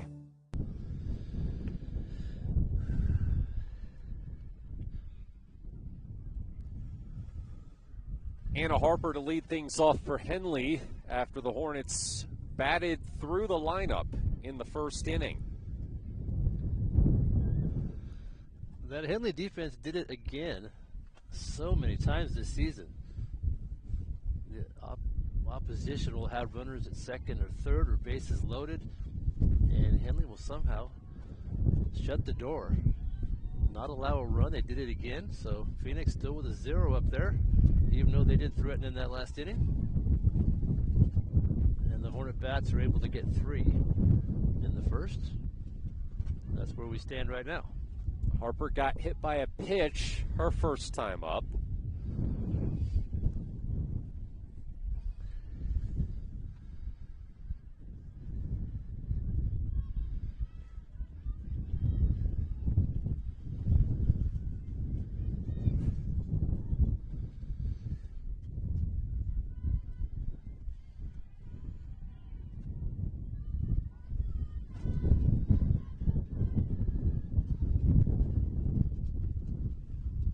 First pitch to Harper is driven to short, and a nice catch by Johnson. Riley Johnson with her glove almost on the ground. Right at the top of the shoes. Made a good grab there for that first out. Brings up Samantha Moore, who was also hit by a pitch in her first at bat.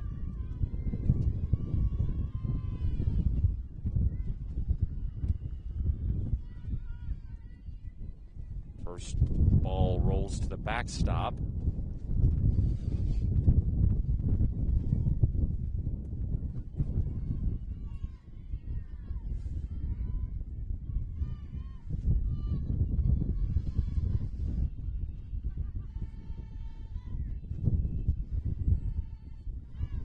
And Moore gets hit again. We need to check on that, Matt. She's been hit more than any player, I think, in this league. She gets hit by a lot of pitches. I don't think they keep track. Oh wait, actually they do. There it is. How many? 11. 11. She stays in that box. You're not going to move her. I like that. Make it 12. Good for her. That's twice as many as Belle Birch, the second leading hit by pitch on Henley.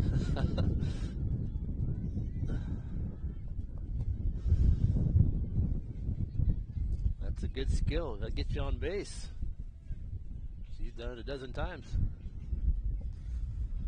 A single for Annie Campos. Puts 2 on with 1 out for the aforementioned Birch.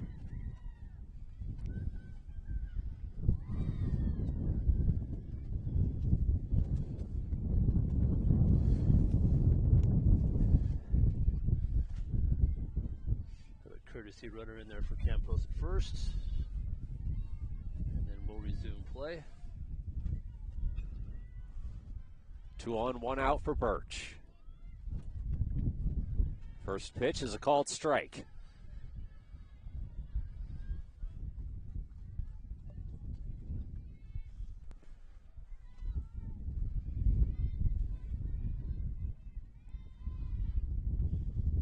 The 0-1.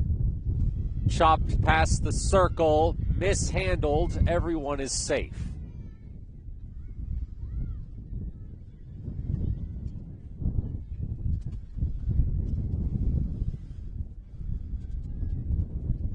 One thing about softball, if you don't make a clean play on the ball,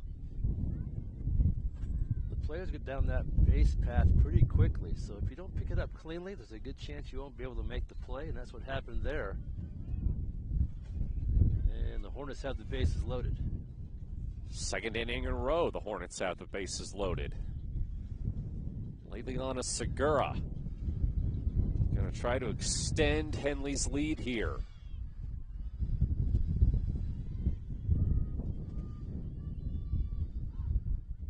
Her first time up, she struck out swinging. She's got a 1-0 count now.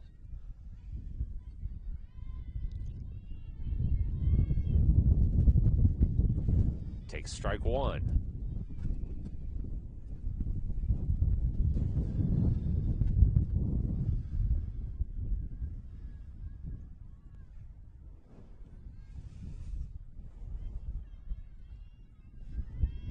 One to Segura. Chopped right to the circle, and they get 1 at first. 1 scores.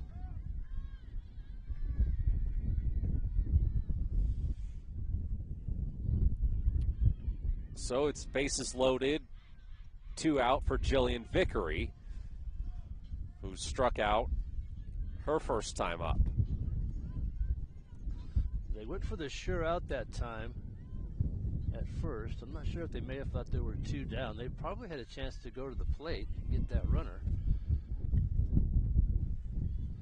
But Henley will take the run, and they'll lead by 4. First pitch to Vickery is fouled off.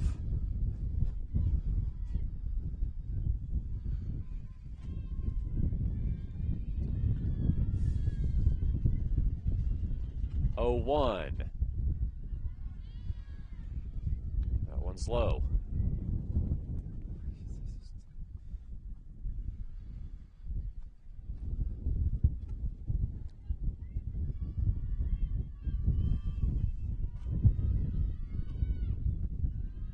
That went to the backstop. The runners will hold, though.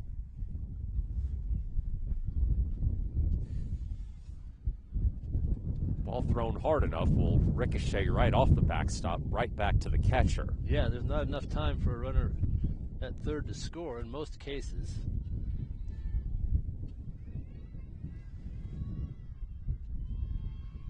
Two, 1 the count. Driven to second, and that will end the inning. Henley adds another. It's 4-0 as we head to the third here on mybasin.com. Thanks to Les Schwab Tires, I'm a confident backseat driver, but Mom's a little stressed about spending. Remember, deep breaths and watch your speed. Even though we're watching our wallets, Les Schwab is still watching out for our safety. It's the third year. During the Les Schwab Founders Celebration Sale, save up to $150 instantly on select sets of 4 tires. Les Schwab Tires, doing the right thing since 1952. Annie Campos back to the circle for Henley here in the top of the third. Gave up 2 hits and struck out 4 in the first 2 innings. Hornets' lead could be a lot bigger right now, but they left the bases loaded in each of the first 2 innings. Yeah, some good defense by Phoenix to keep the damage at a minimum there. Henley's known for having big innings, but they're able to score a little bit here in each of the first 2. And the way Annie Campos has been pitching, 4 might just be enough. She's pitched very well so far today.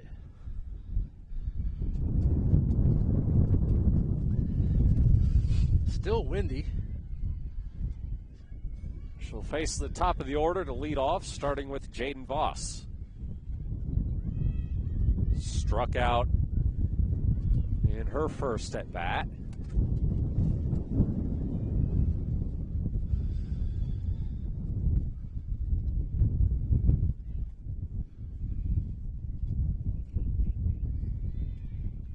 And the first pitch is a called strike.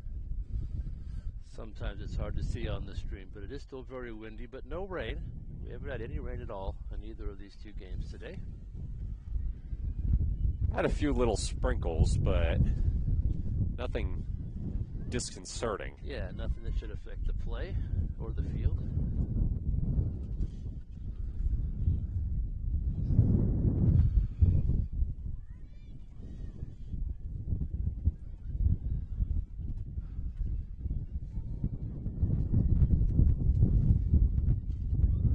Two drilled towards the gap, but they make the throw to first.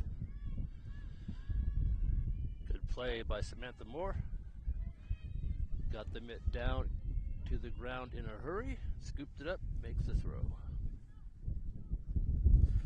So up comes Carson Gallegos, who grounded out in her first at bat.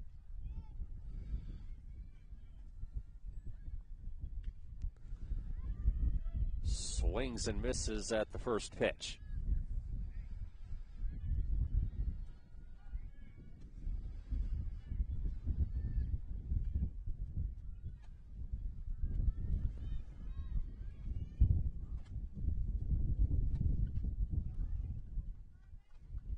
The 0-1.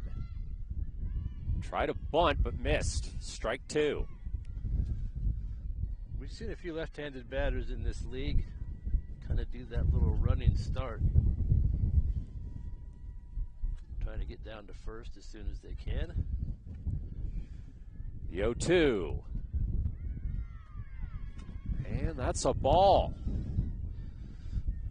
One thing I wonder about on that play is that the hitter has to stay in the batter's box, and I'm not sure if that's the case every time, but we haven't seen that called.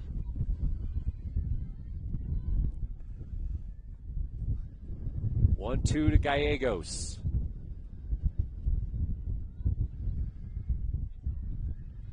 Bounces in the dirt. 2-2.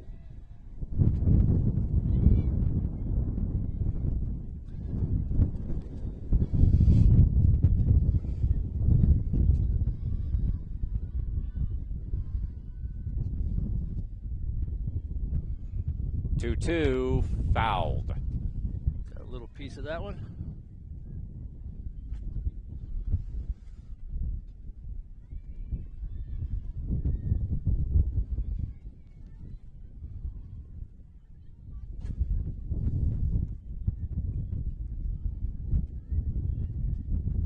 The 2-2. That one fouled.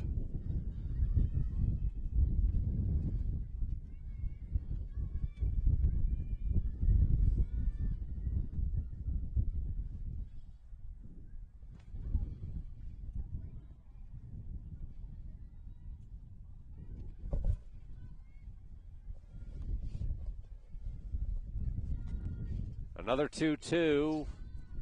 That one came out badly. I think that one slipped.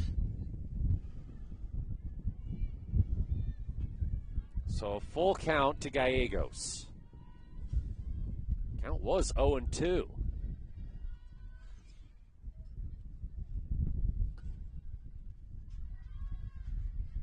And Gallegos walks. Good battle there. Fouled off a few. Was patient enough and earned a walk. Ended up being a 7-pitch at bat. And it brings up Keely Woodside, who has one of the 2 hits in this game for Phoenix. And she's got another one. Drilled to center field. And the Pirates have 2 on with 1 out. There was no doubt about that one. She had that timing down and she ripped it right into center field.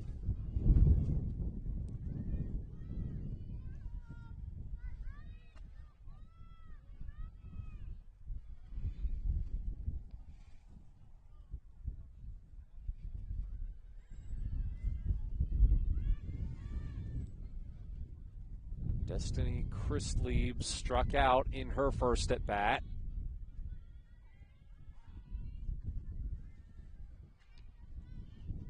Takes a ball high.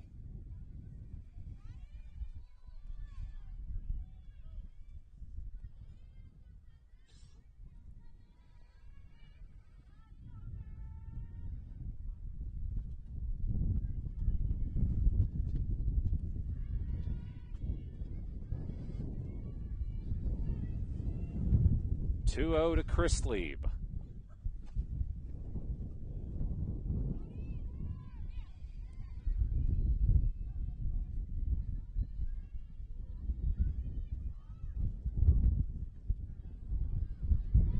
And there's a called strike. Good fastball there.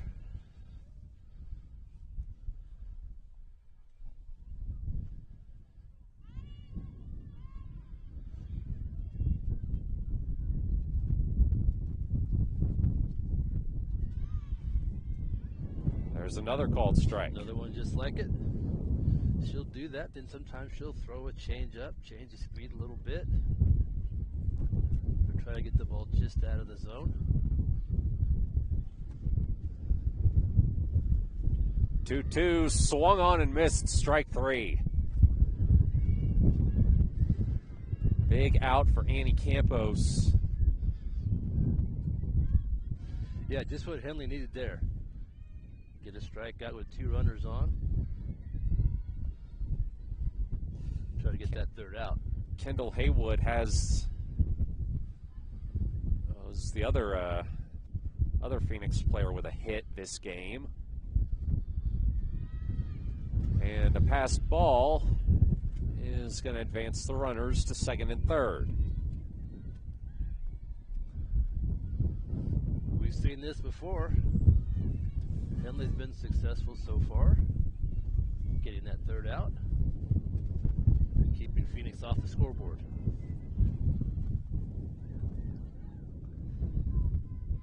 One 1-0. Outside.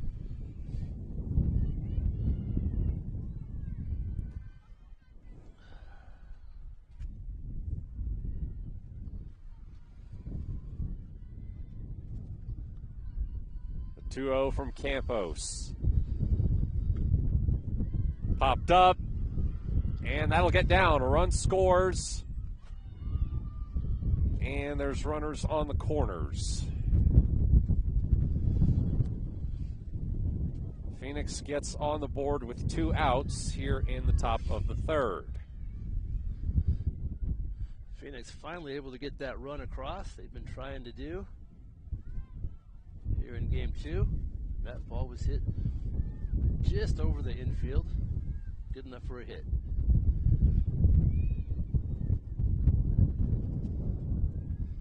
So up comes Riley Johnson, who was hit by a pitch her first time up.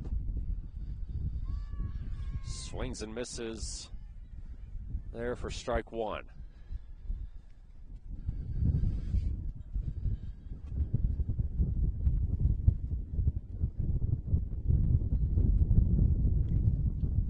Fouled off.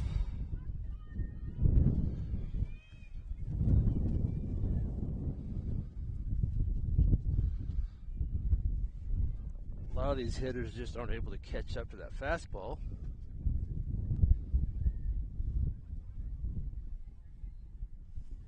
A little bit behind on the swing, or they miss it altogether.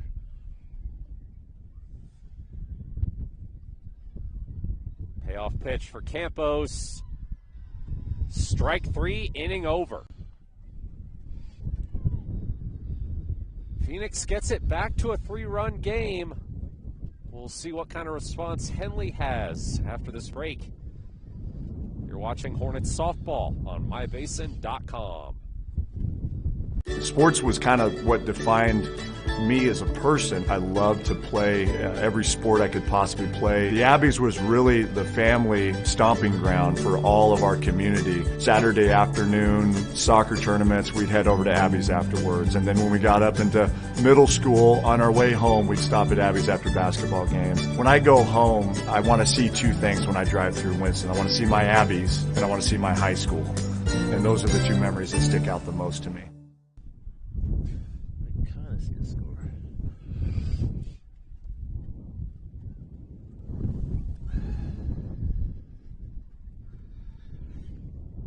Update from the baseball field.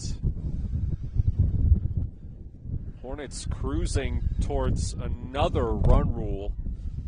It's 13-3, headed to the bottom of the third. Henley won the first game 17-5.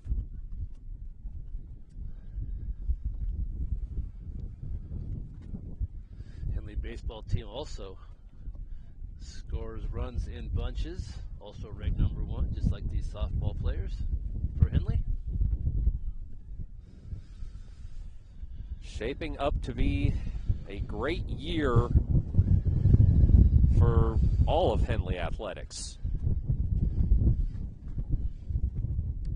If both of these teams can live up to their number 1 rankings and bring home the state title, it would be the 3rd and 4th team titles for Henley this year. Football won it. Their first since 1982. And your girls' basketball team won it, Kevin. Yes. First time since 2012. That was an exciting season on the court. Annie Campos and Anna Harper both named first team All-State Tournament. Campos, the 4A Player of the Year. Much deserved. Had a lot of success around these parts this year. It's been a good sports year at Henley. Of course, can't forget the individual state champion either. Dylan Clark, wrestling. Right. Won the 126-pound bracket.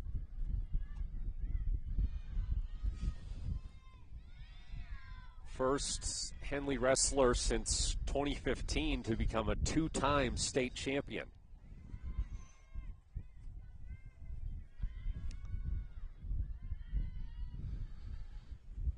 Natalie Hudson up to bat for the Hornets. She's got a 2-1 count.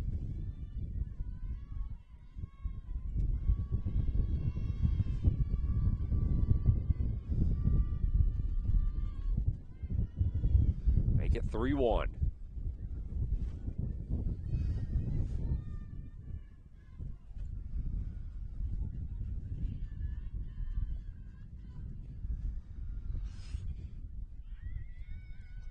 One to Hudson.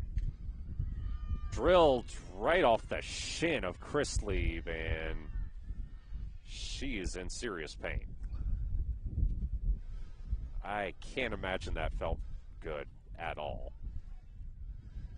Just hit her right, just right below the ankle there on her foot, it looks like. Came right off the bat, right back to the circle. And weather this cold, too. Yeah, I was just thinking that, right. The ball is that much harder. Yeah.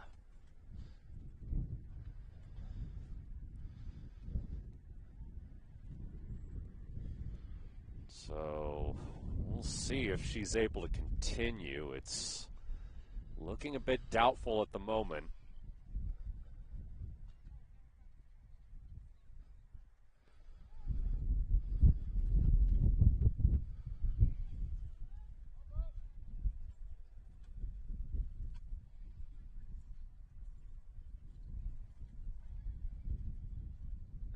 I think they are going to bring in a new pitcher.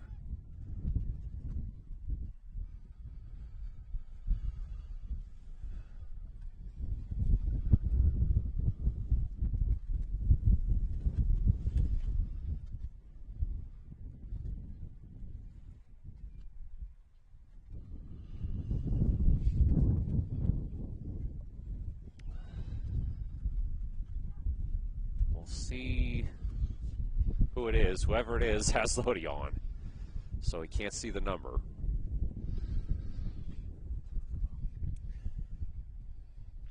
Looks like this may be going on for a couple more minutes, so we'll step aside. Threads. There are many threads that run through our region. There are churches and schools and little league teams that bring us together and bind us into communities. There are roads and cars, there are houses and jobs and businesses, all woven together to make the fabric of our communities. There are financial threads that are part of that tapestry as well. For over 80 years, it's been our pleasure to be headquartered here, providing financial services to generations of our friends and neighbors.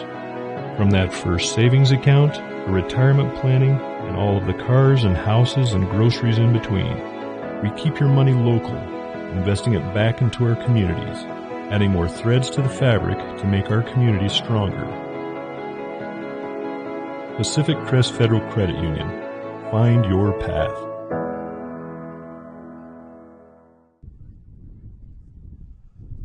Well, I may have spoken too soon. It looks like Dakota Chrisley is going to try to continue. They'll let her get a couple warm-up tosses in. Well, that's good news. Glad she's able to continue.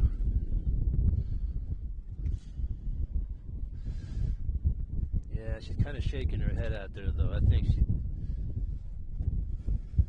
she's struggling just a little bit with that right foot. It looks like they got somebody ready to take her place in the circle. Yeah, I think she's trying to give it a go, but it may not work out here.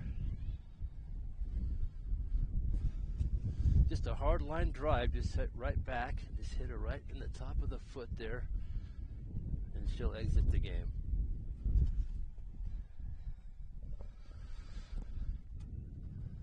Tough break for her as she was pitching fairly well. Got her way out of a couple of bases loaded situations that prevented Henley from really running away with this game. Right. Yeah, only allowing 4 runs to this Henley team. She's doing pretty well.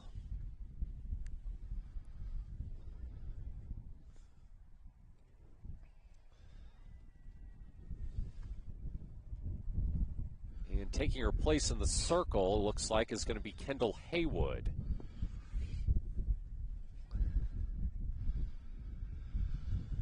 So Haywood coming over from first base.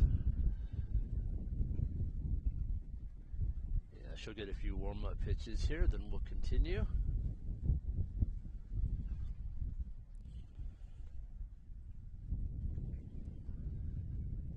Haywood, another pitcher that hasn't gotten a lot of action.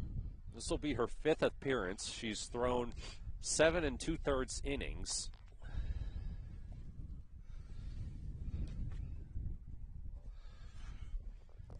Has an ERA of 8.22. 12 walks, 3 strikeouts. She did pitch against Henley in that doubleheader on April 6th. They threw her in the opening game that Henley won 24-0. She got in 2/3 of an inning, faced 17 batters, charged with 14 runs. Yeah, Henley could do no wrong on that day. They scored a lot of runs on that Saturday. It looks like we're about ready to continue here. Well, the Hornets again, if they can duplicate that, would end the game. Run rule is 15 after 3 innings. They need 12. Well, they just scored 10 in an inning in the first game.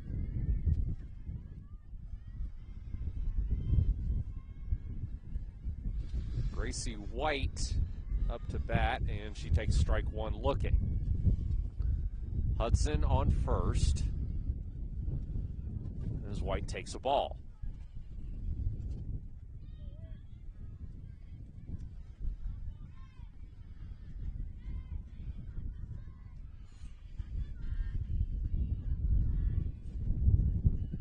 The 1-1 fouled off.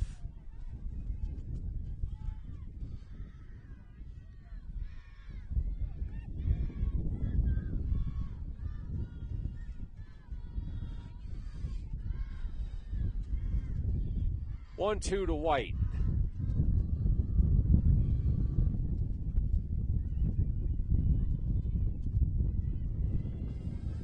That one is up high and dropped, and Hudson will go to second.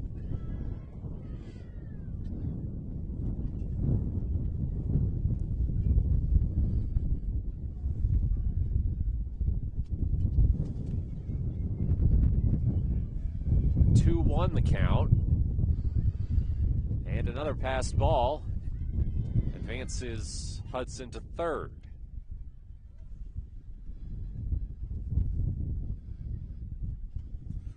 Full count for White.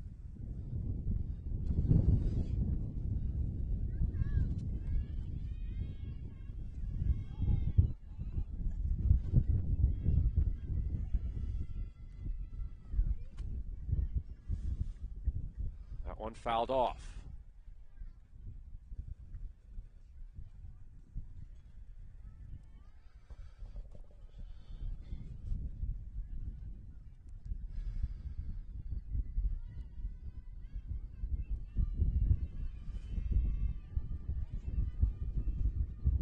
Full count, and White walks. Another good at-bat for a Hornet hitter. Really impressed with their patience and their discipline at the plate. They don't swing at many bad pitches. They really don't, as a team. They draw a lot of walks. Brings up Susie Nichols, who's 0 for 1. First pitch in the dirt.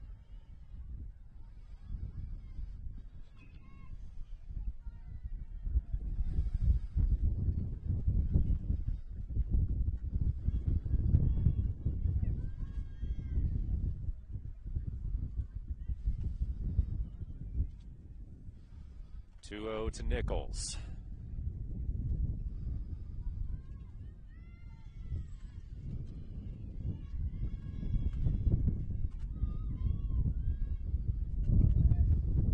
slapped down the first baseline foul. That was just foul on the first base side.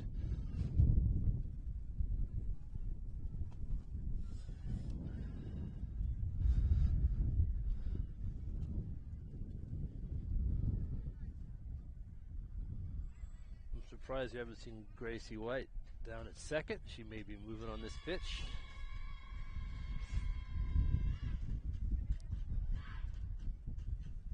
Two on the count. As Nichols takes one outside. Runners are still at the corners.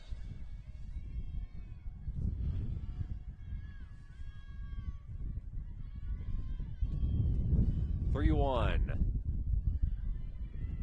Called strike.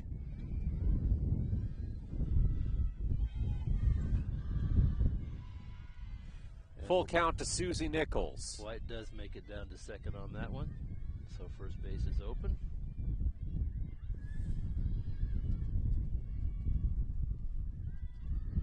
Dropped third strike. No play. Runner comes home. More heads-up base running from Henley. Scores a run. That was a good opportunity for Henley. They took advantage of it. Phoenix a little bit confused after that strike three. The ball was dropped and then didn't really know what to do with it. So Nichols makes her way to first and the run scores. And we're back to the top of the order with Anna Harper. Another ball in the dirt. Runners advance.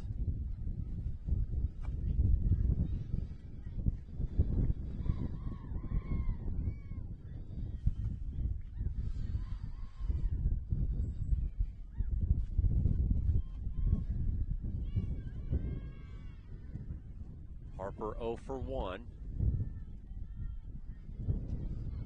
Takes a ball.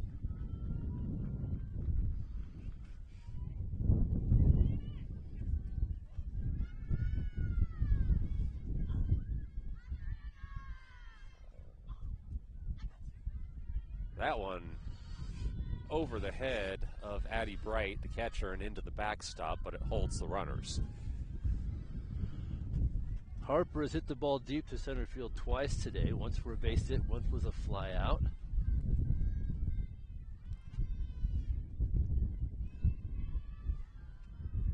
(2-0). And Harper gets hit.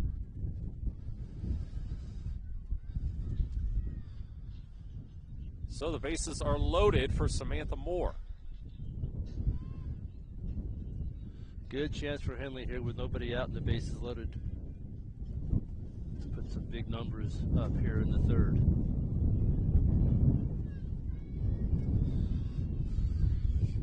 Moore has been hit by a pitch twice. Will she complete the hat trick?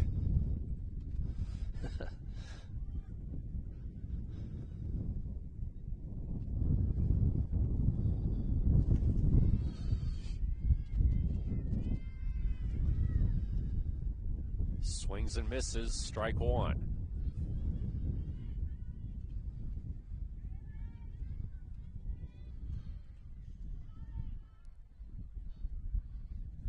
Bases loaded, Henley with a 5-1 lead. More swings and misses at a pitch in the dirt.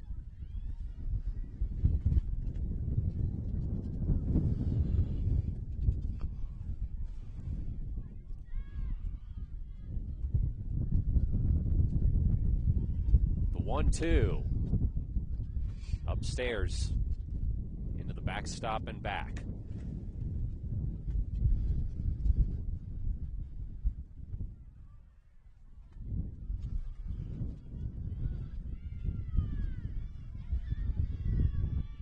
To the count to Moore. Fouled off and caught at the safety netting by Addie Bright.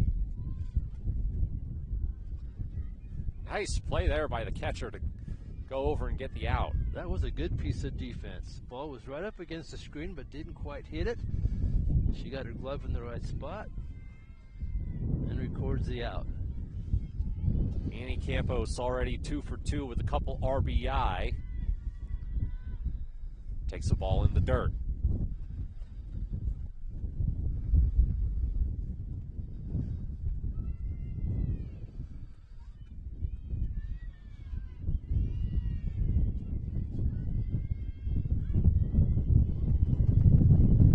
Chopped foul. Campos out in front of that one a little bit.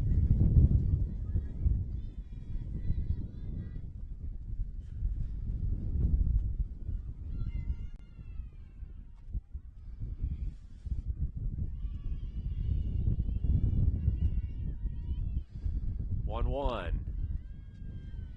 That's a ball.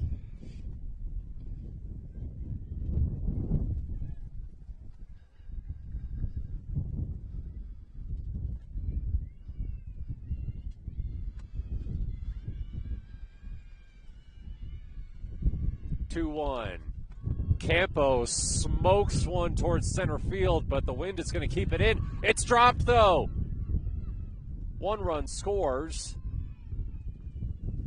And I think just one score there? I think so. Yeah, one. Just one. So the bases remain loaded for Belle Birch.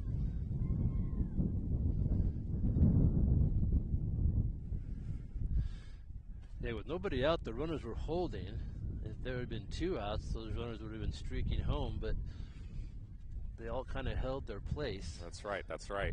So there was 1 run that scored. That ball looked like it was going to go pretty deep coming off the bat. I think the wind might have slowed it down a little bit. Yeah, it was hit deep to straightaway center field. And the fielder able to get a glove on it, but just not able to make the catch. Another good break for Henley. Belle Birch, 1 for 2, takes the first pitch low.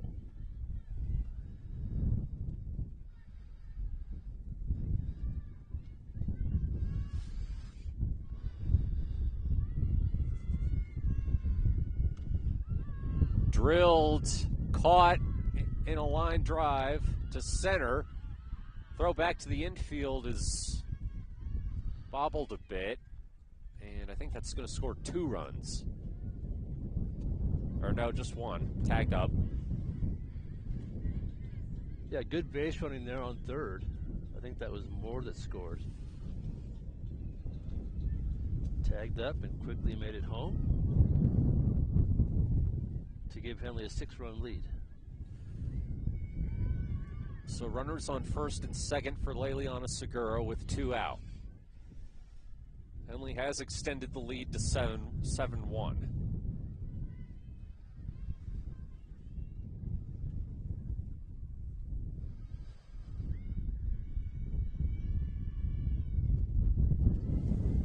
Upstairs, ball 2.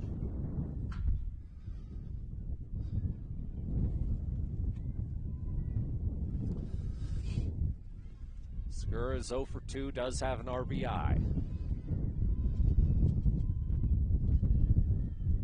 Got it on a ground out.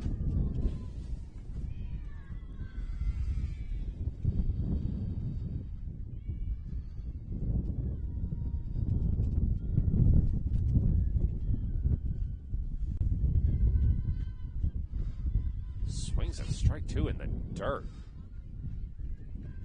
Little puff of dirt on that one. That's unusual for Henley. They're normally a lot more disciplined. They don't usually swing at those pitches that are well outside the zone. Yeah, we've seen that a couple times in this inning. You're right, Matt. They usually don't swing at bad pitches. That's a good pitch for Segura. It gets over the glove of the shortstop and drives in a run.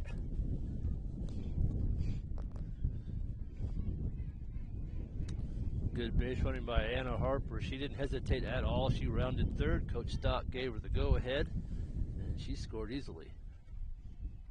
RBI for Segura. So now Jillian Vickery is going to try to keep it going. That pitch in the dirt.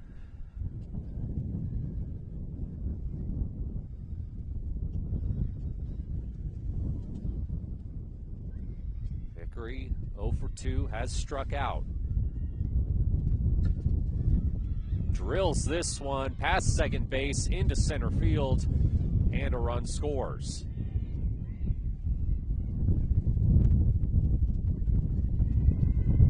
Well, they sent. Runner went to third. I'm not sure if she was sent or not, but they got her out by a mile, and that ends the inning. We've seen that a few times. Some put outs at third base for the Hornets, but they do get some runs. So it's 9-1 Henley, headed to the top of the fourth here on mybasin.com. Introducing Smith Bates Marcom Solutions, your trusted partner in marketing and communication. We specialize in crafting compelling campaigns, eye-catching graphics, and impactful branding materials. Smith Bates is like working with dependable friends. They always help us build our professional image. Through the innovative strategies the team at Smith Bates suggested, we've been able to give the brand at Calor the boost that it desperately needed. Unlock your potential with Smith Bates Marcom Solutions.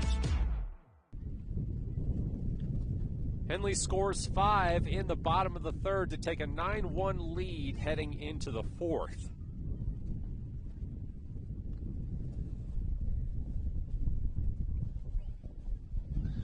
Annie Campos back to the circle.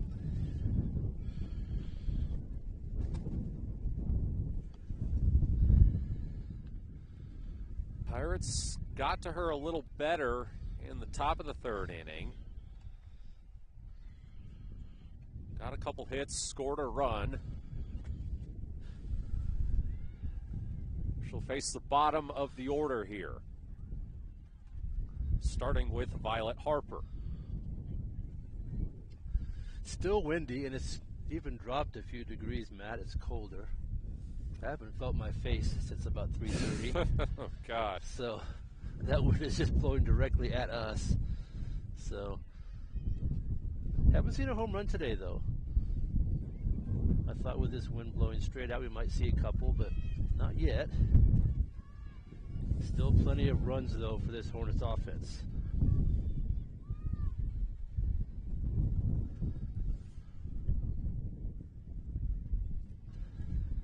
Current temperature is 49 with a wind chill of 43. Not exactly softball weather. A little bit chilly.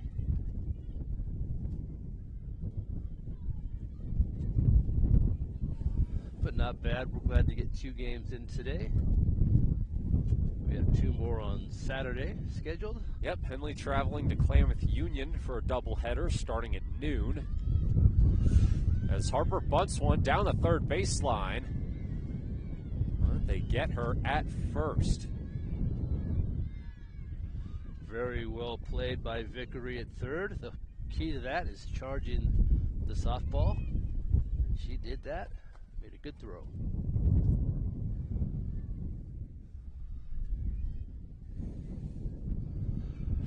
So now it's Addie Bright.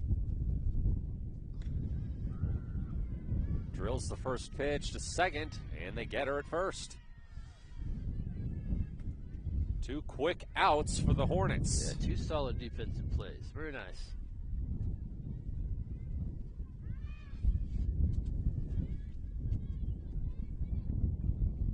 Bring up Julie Johnson.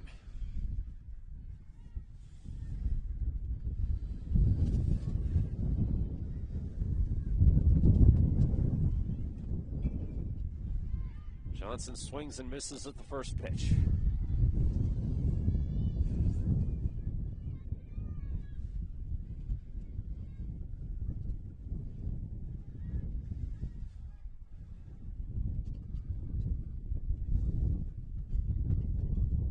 Sends that one foul down the first baseline.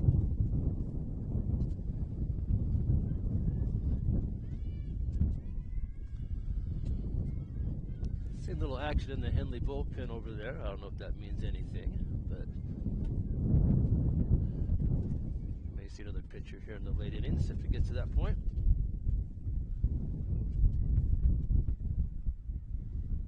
Campos airmails that one over the head of Birch.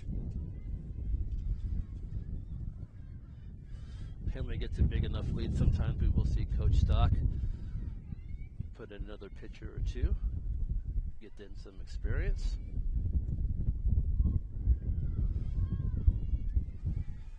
Two.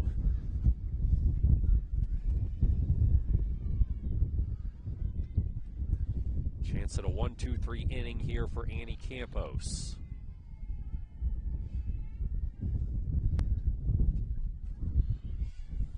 Full count.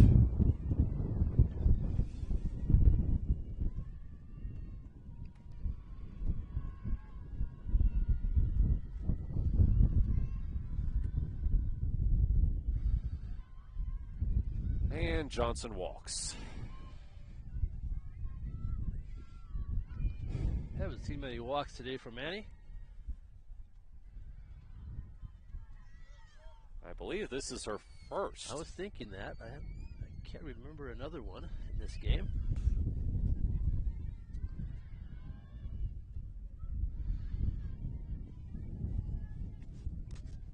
It's actually her second. Okay. Back to the top of the order with Jaden Voss. She is 0 for 2, has struck out once.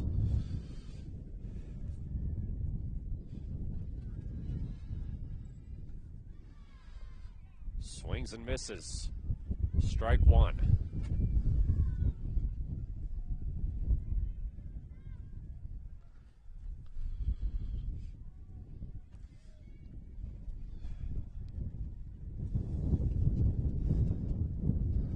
Strike two, rather, that was. And that one rolls in the dirt. One of the fortunate things about playing in the Skyline for Henley, you have two other Klamath Falls teams, of course. I think Henley plays in Klamath Falls the rest of the regular season. I don't think we leave town again. They do. Yeah. And as the number 1 seed, they won't have to leave town. I think even if they get the number 2 seed, they wouldn't have to leave town until the state championship game. Yeah, so that makes it kind of nice as far as travel goes and being able to watch this team. Update from the baseball field. It is now 18-3 Henley after 4 innings. Baseball doesn't have the 3-inning run rule like softball does.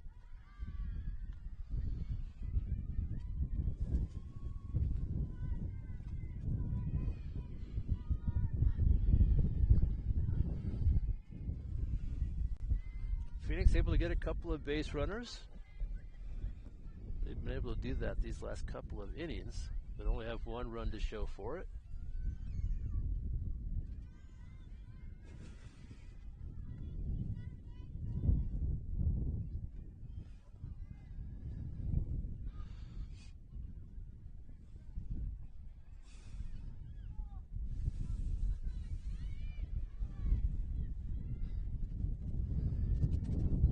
The count here.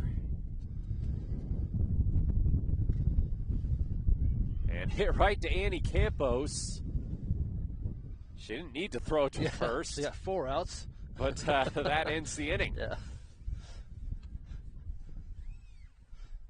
Pirates strand 2. Henley back up to bat in the bottom of the 4th when we come back. You're watching Henley Softball on mybasin.com.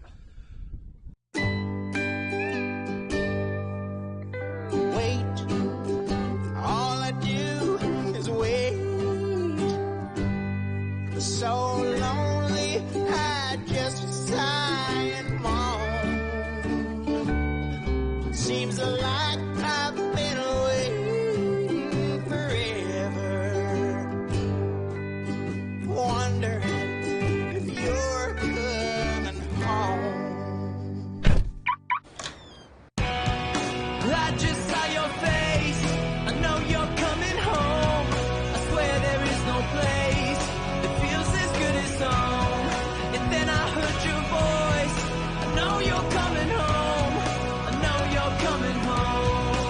This is where unconditional love and immeasurable happiness reside.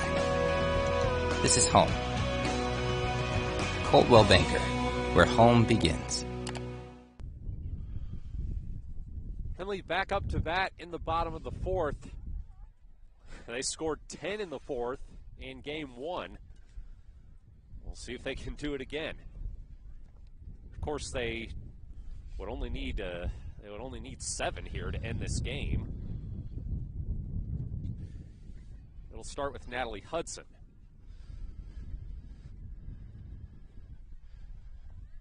And it looks like we've got a pitching change. Oh, yeah. Jaden Voss is back in the circle. We said she pitched the tail end of game one. Was unable to slow down the Henley Bats as they walked it off with a run rule.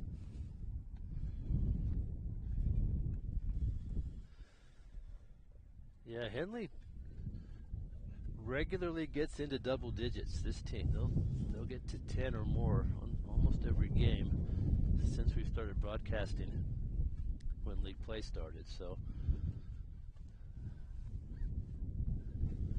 on their way to another victory here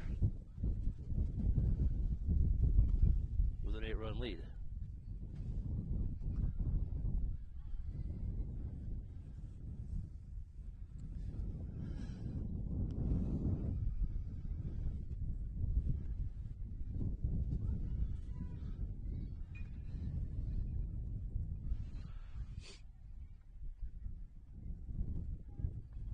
Might as well check in on the draft while we wait.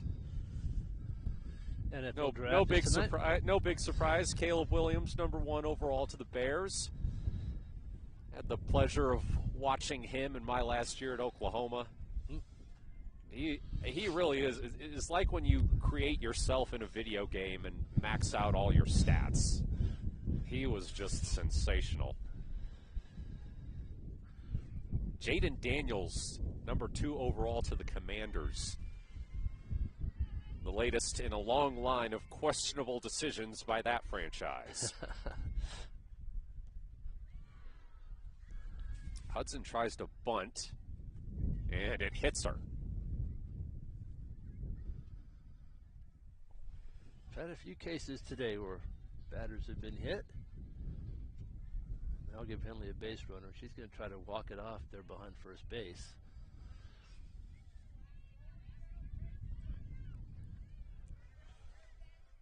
Drake May, #3 overall to the Patriots. As a Carolina fan, I can't say I'm super excited about having to cheer for the Patriots, but Bill Belichick's gone. I can live with it.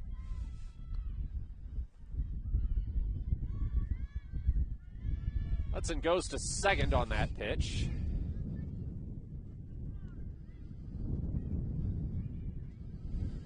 She got about halfway there and then decided, I'm going to go the rest of the way. And that was a good decision. She beats the throw.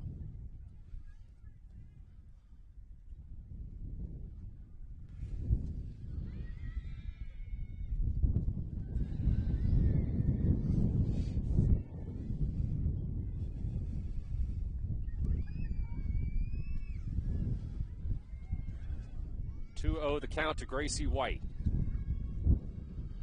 1 on, nobody out. Takes strike 1.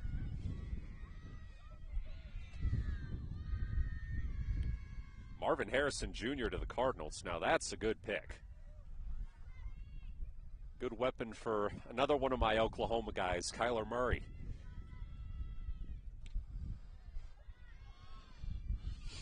(3-1) to White.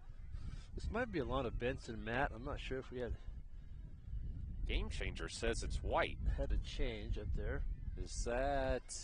Oh, that's #9. Yeah, it is Alana Benson. Benson takes strike 2. Full count. I think she got a hit earlier today, if I recall. She did.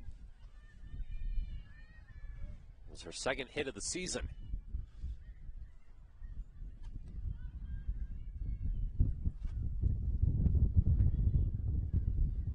Full count.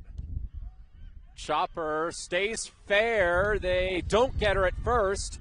Throw gets into the outfield. Run comes home to score.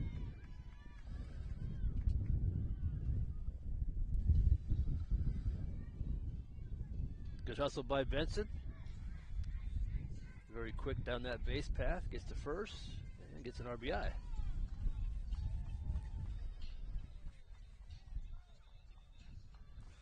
Brings up Susie Nichols.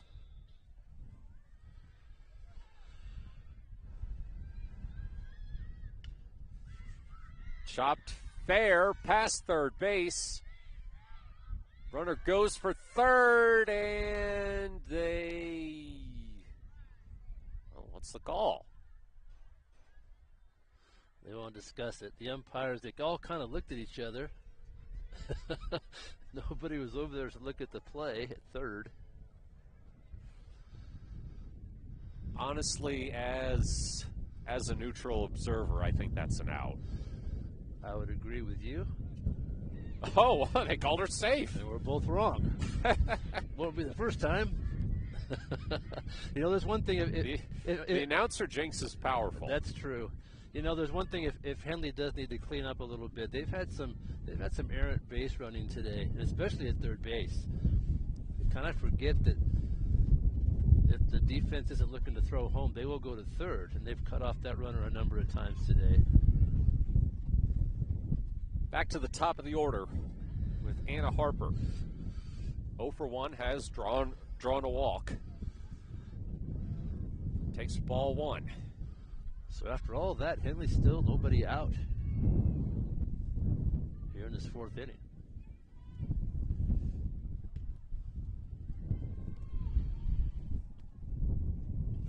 Yeah, it's gone hit by pitch, error, and single.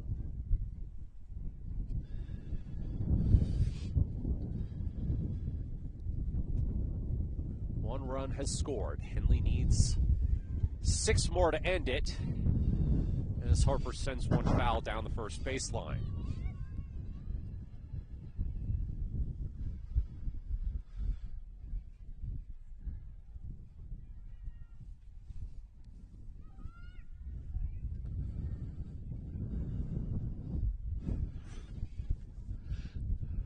Two-one count to Harper.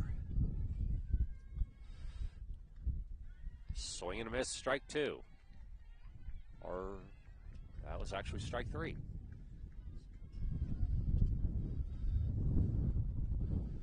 Baseball game behind us is finished up. 2-run rule wins for the Hornets baseball guys.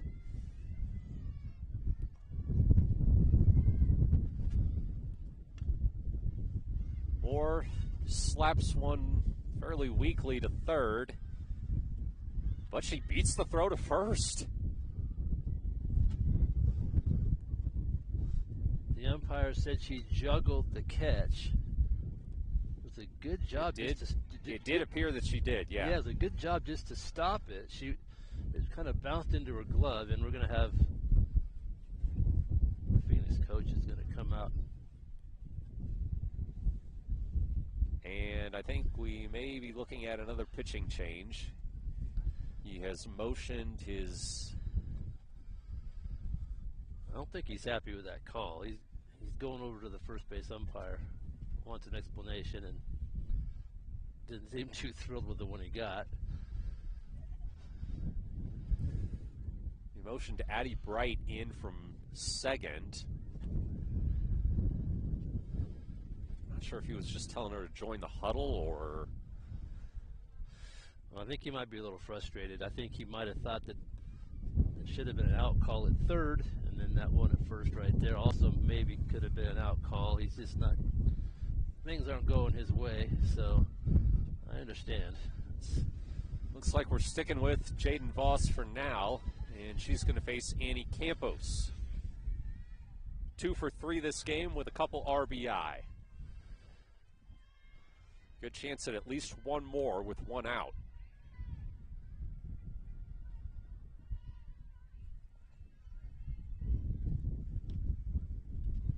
First pitch, a called strike.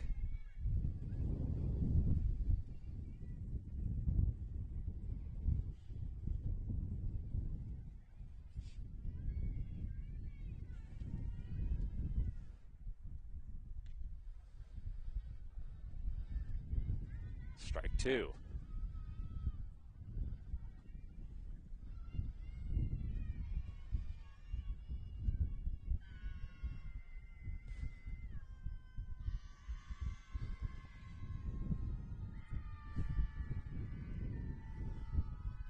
Oh, 2 for Campos.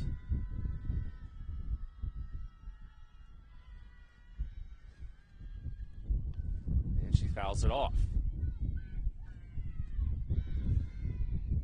A couple offensive linemen coming off the board here with these next few picks.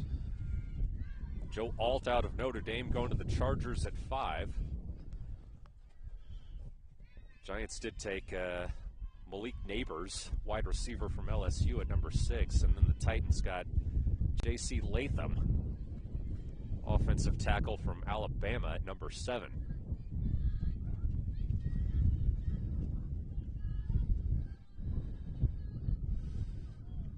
I have my phone on in case I get a call.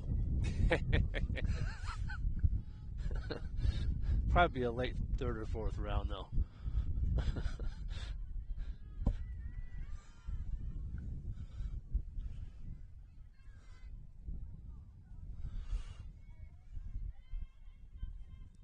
One, two, the count to Annie Campos.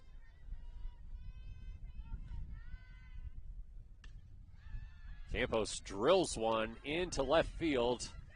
One run scores. And Campos, throw to second, gets away. Here comes another. Campos headed for third. And they won't get her. They threw it to the circle instead of third base.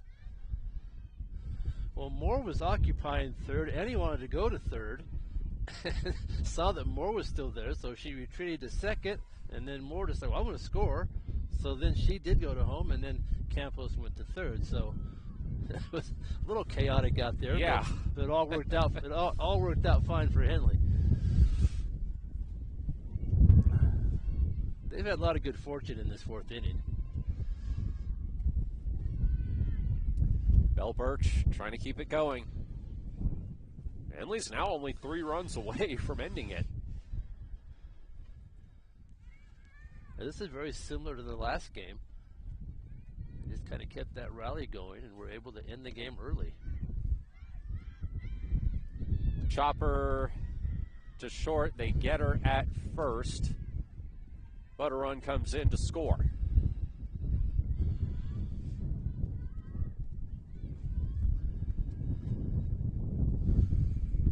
Two outs.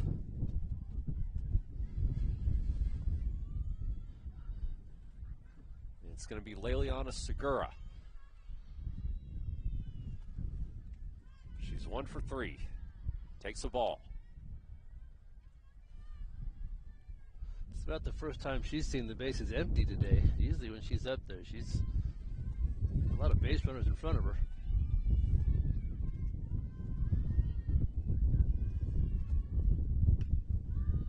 Popped up into foul territory. And nobody near it.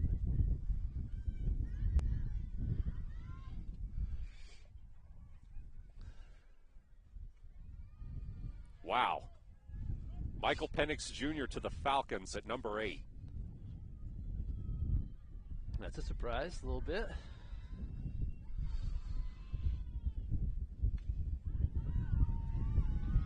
Segura drills one into center field.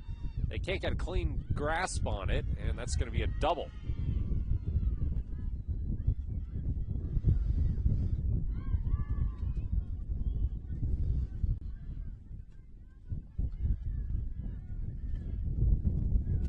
Good extra base hit for Segura.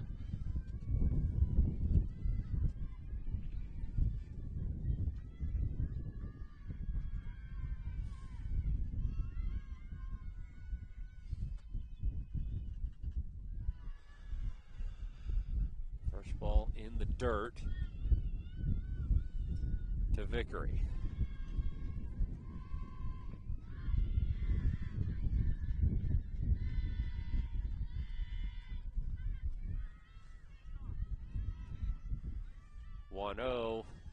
Swung on and missed.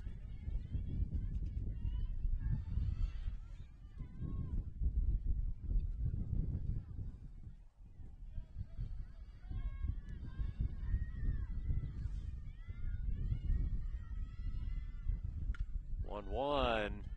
Drilled foul. Past the third baseline.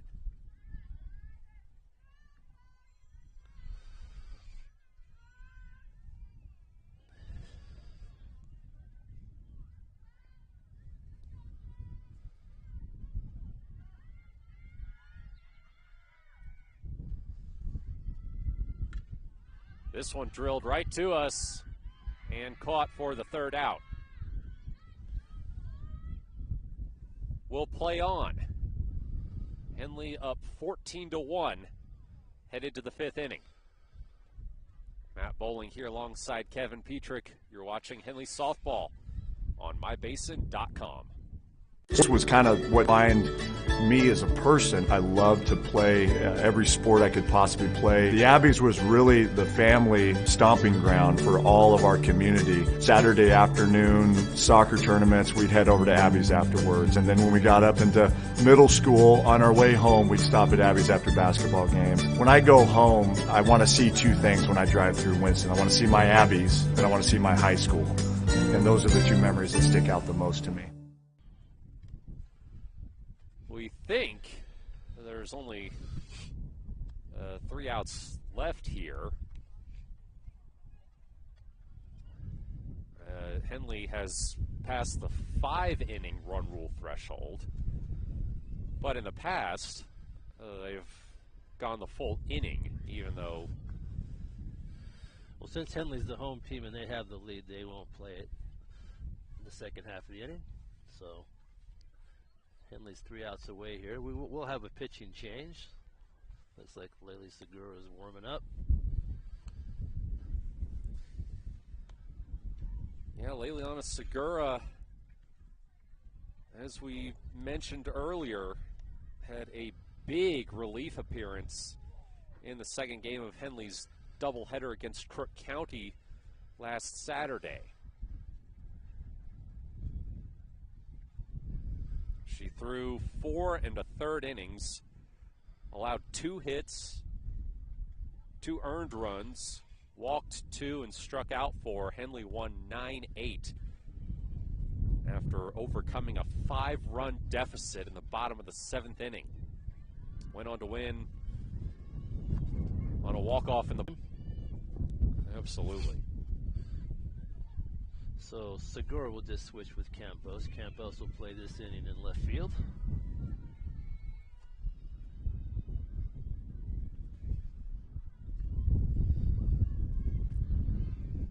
First pitch from Segura is high.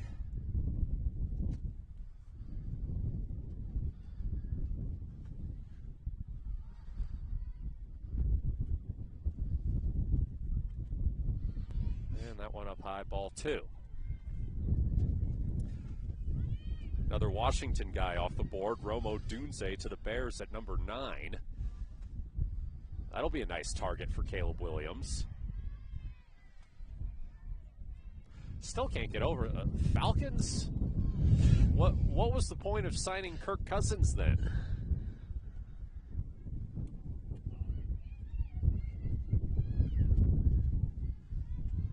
That pitch fouled off. It's 2-2.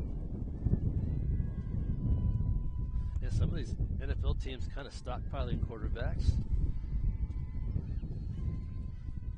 Have a mentor situation, or maybe trade a player. Falcons, though, recently have kind of gotten to be up there with the Commanders in terms of questionable draft decisions.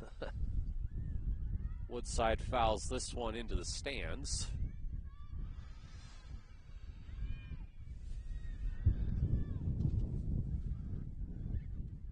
Hornets 3 outs away here from keeping their perfect league record.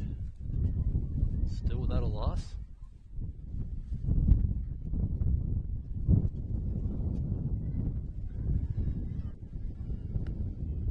This would also be their 14th straight win, as Woodside gets hit by the pitch.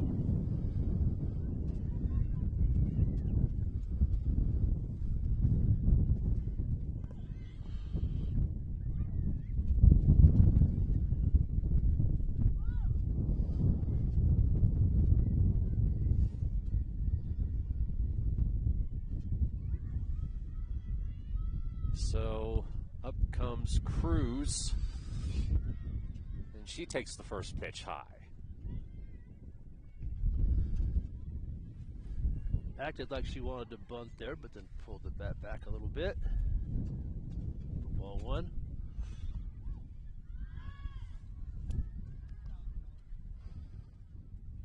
There's ball two. Same thing there.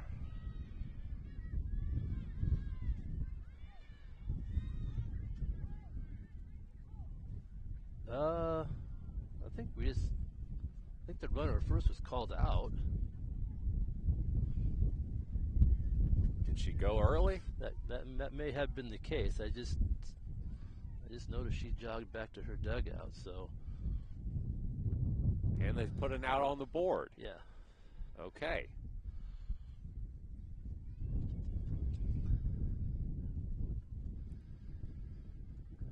And then it also looks like we have a catcher equipment issue. So Henley dugout working on that problem. So we've got a little stoppage here in play.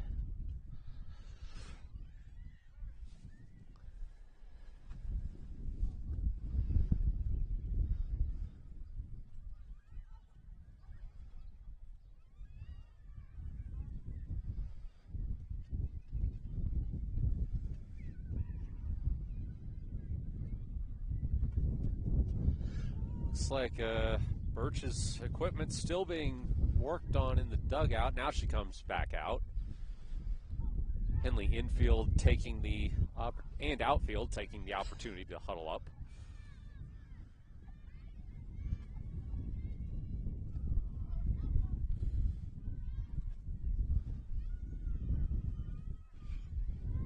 So a 3-0 count to Cruz with one out.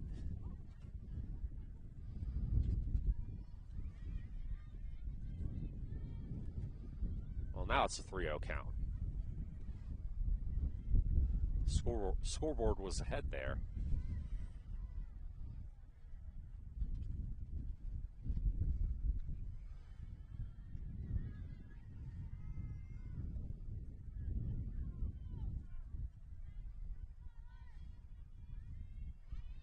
Called strike.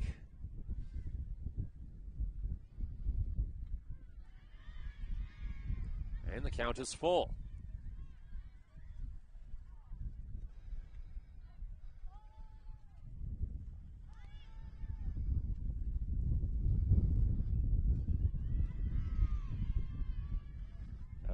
That was strike Okay, two. now the count is full. Yeah.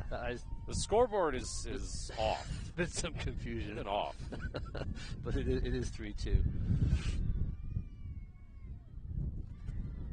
And Cruz walks.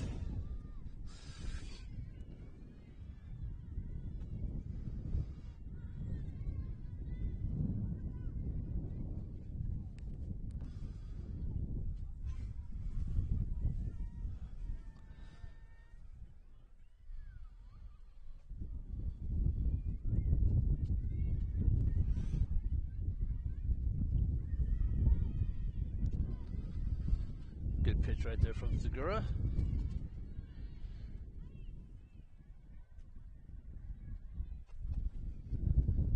It's Kendall Haywood up to bat, swings and misses at that one. They go for second, but Cruz is in safely. It's a nice throw. Nice throw by Birch behind the plate on a line there. Wasn't in time, but good effort. 0-2 the count to Haywood.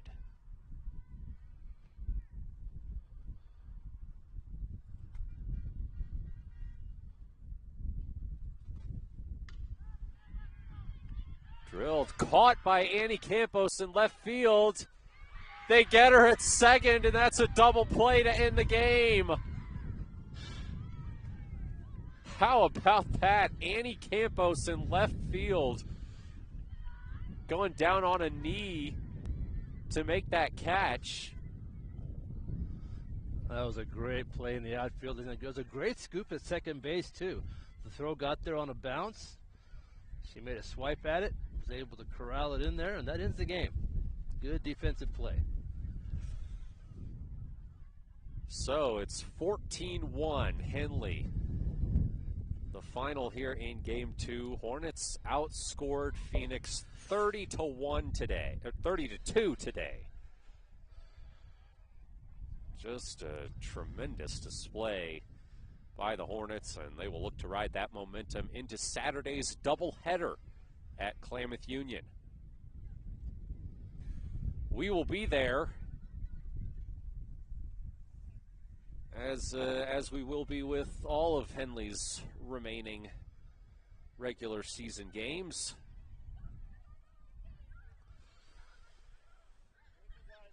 But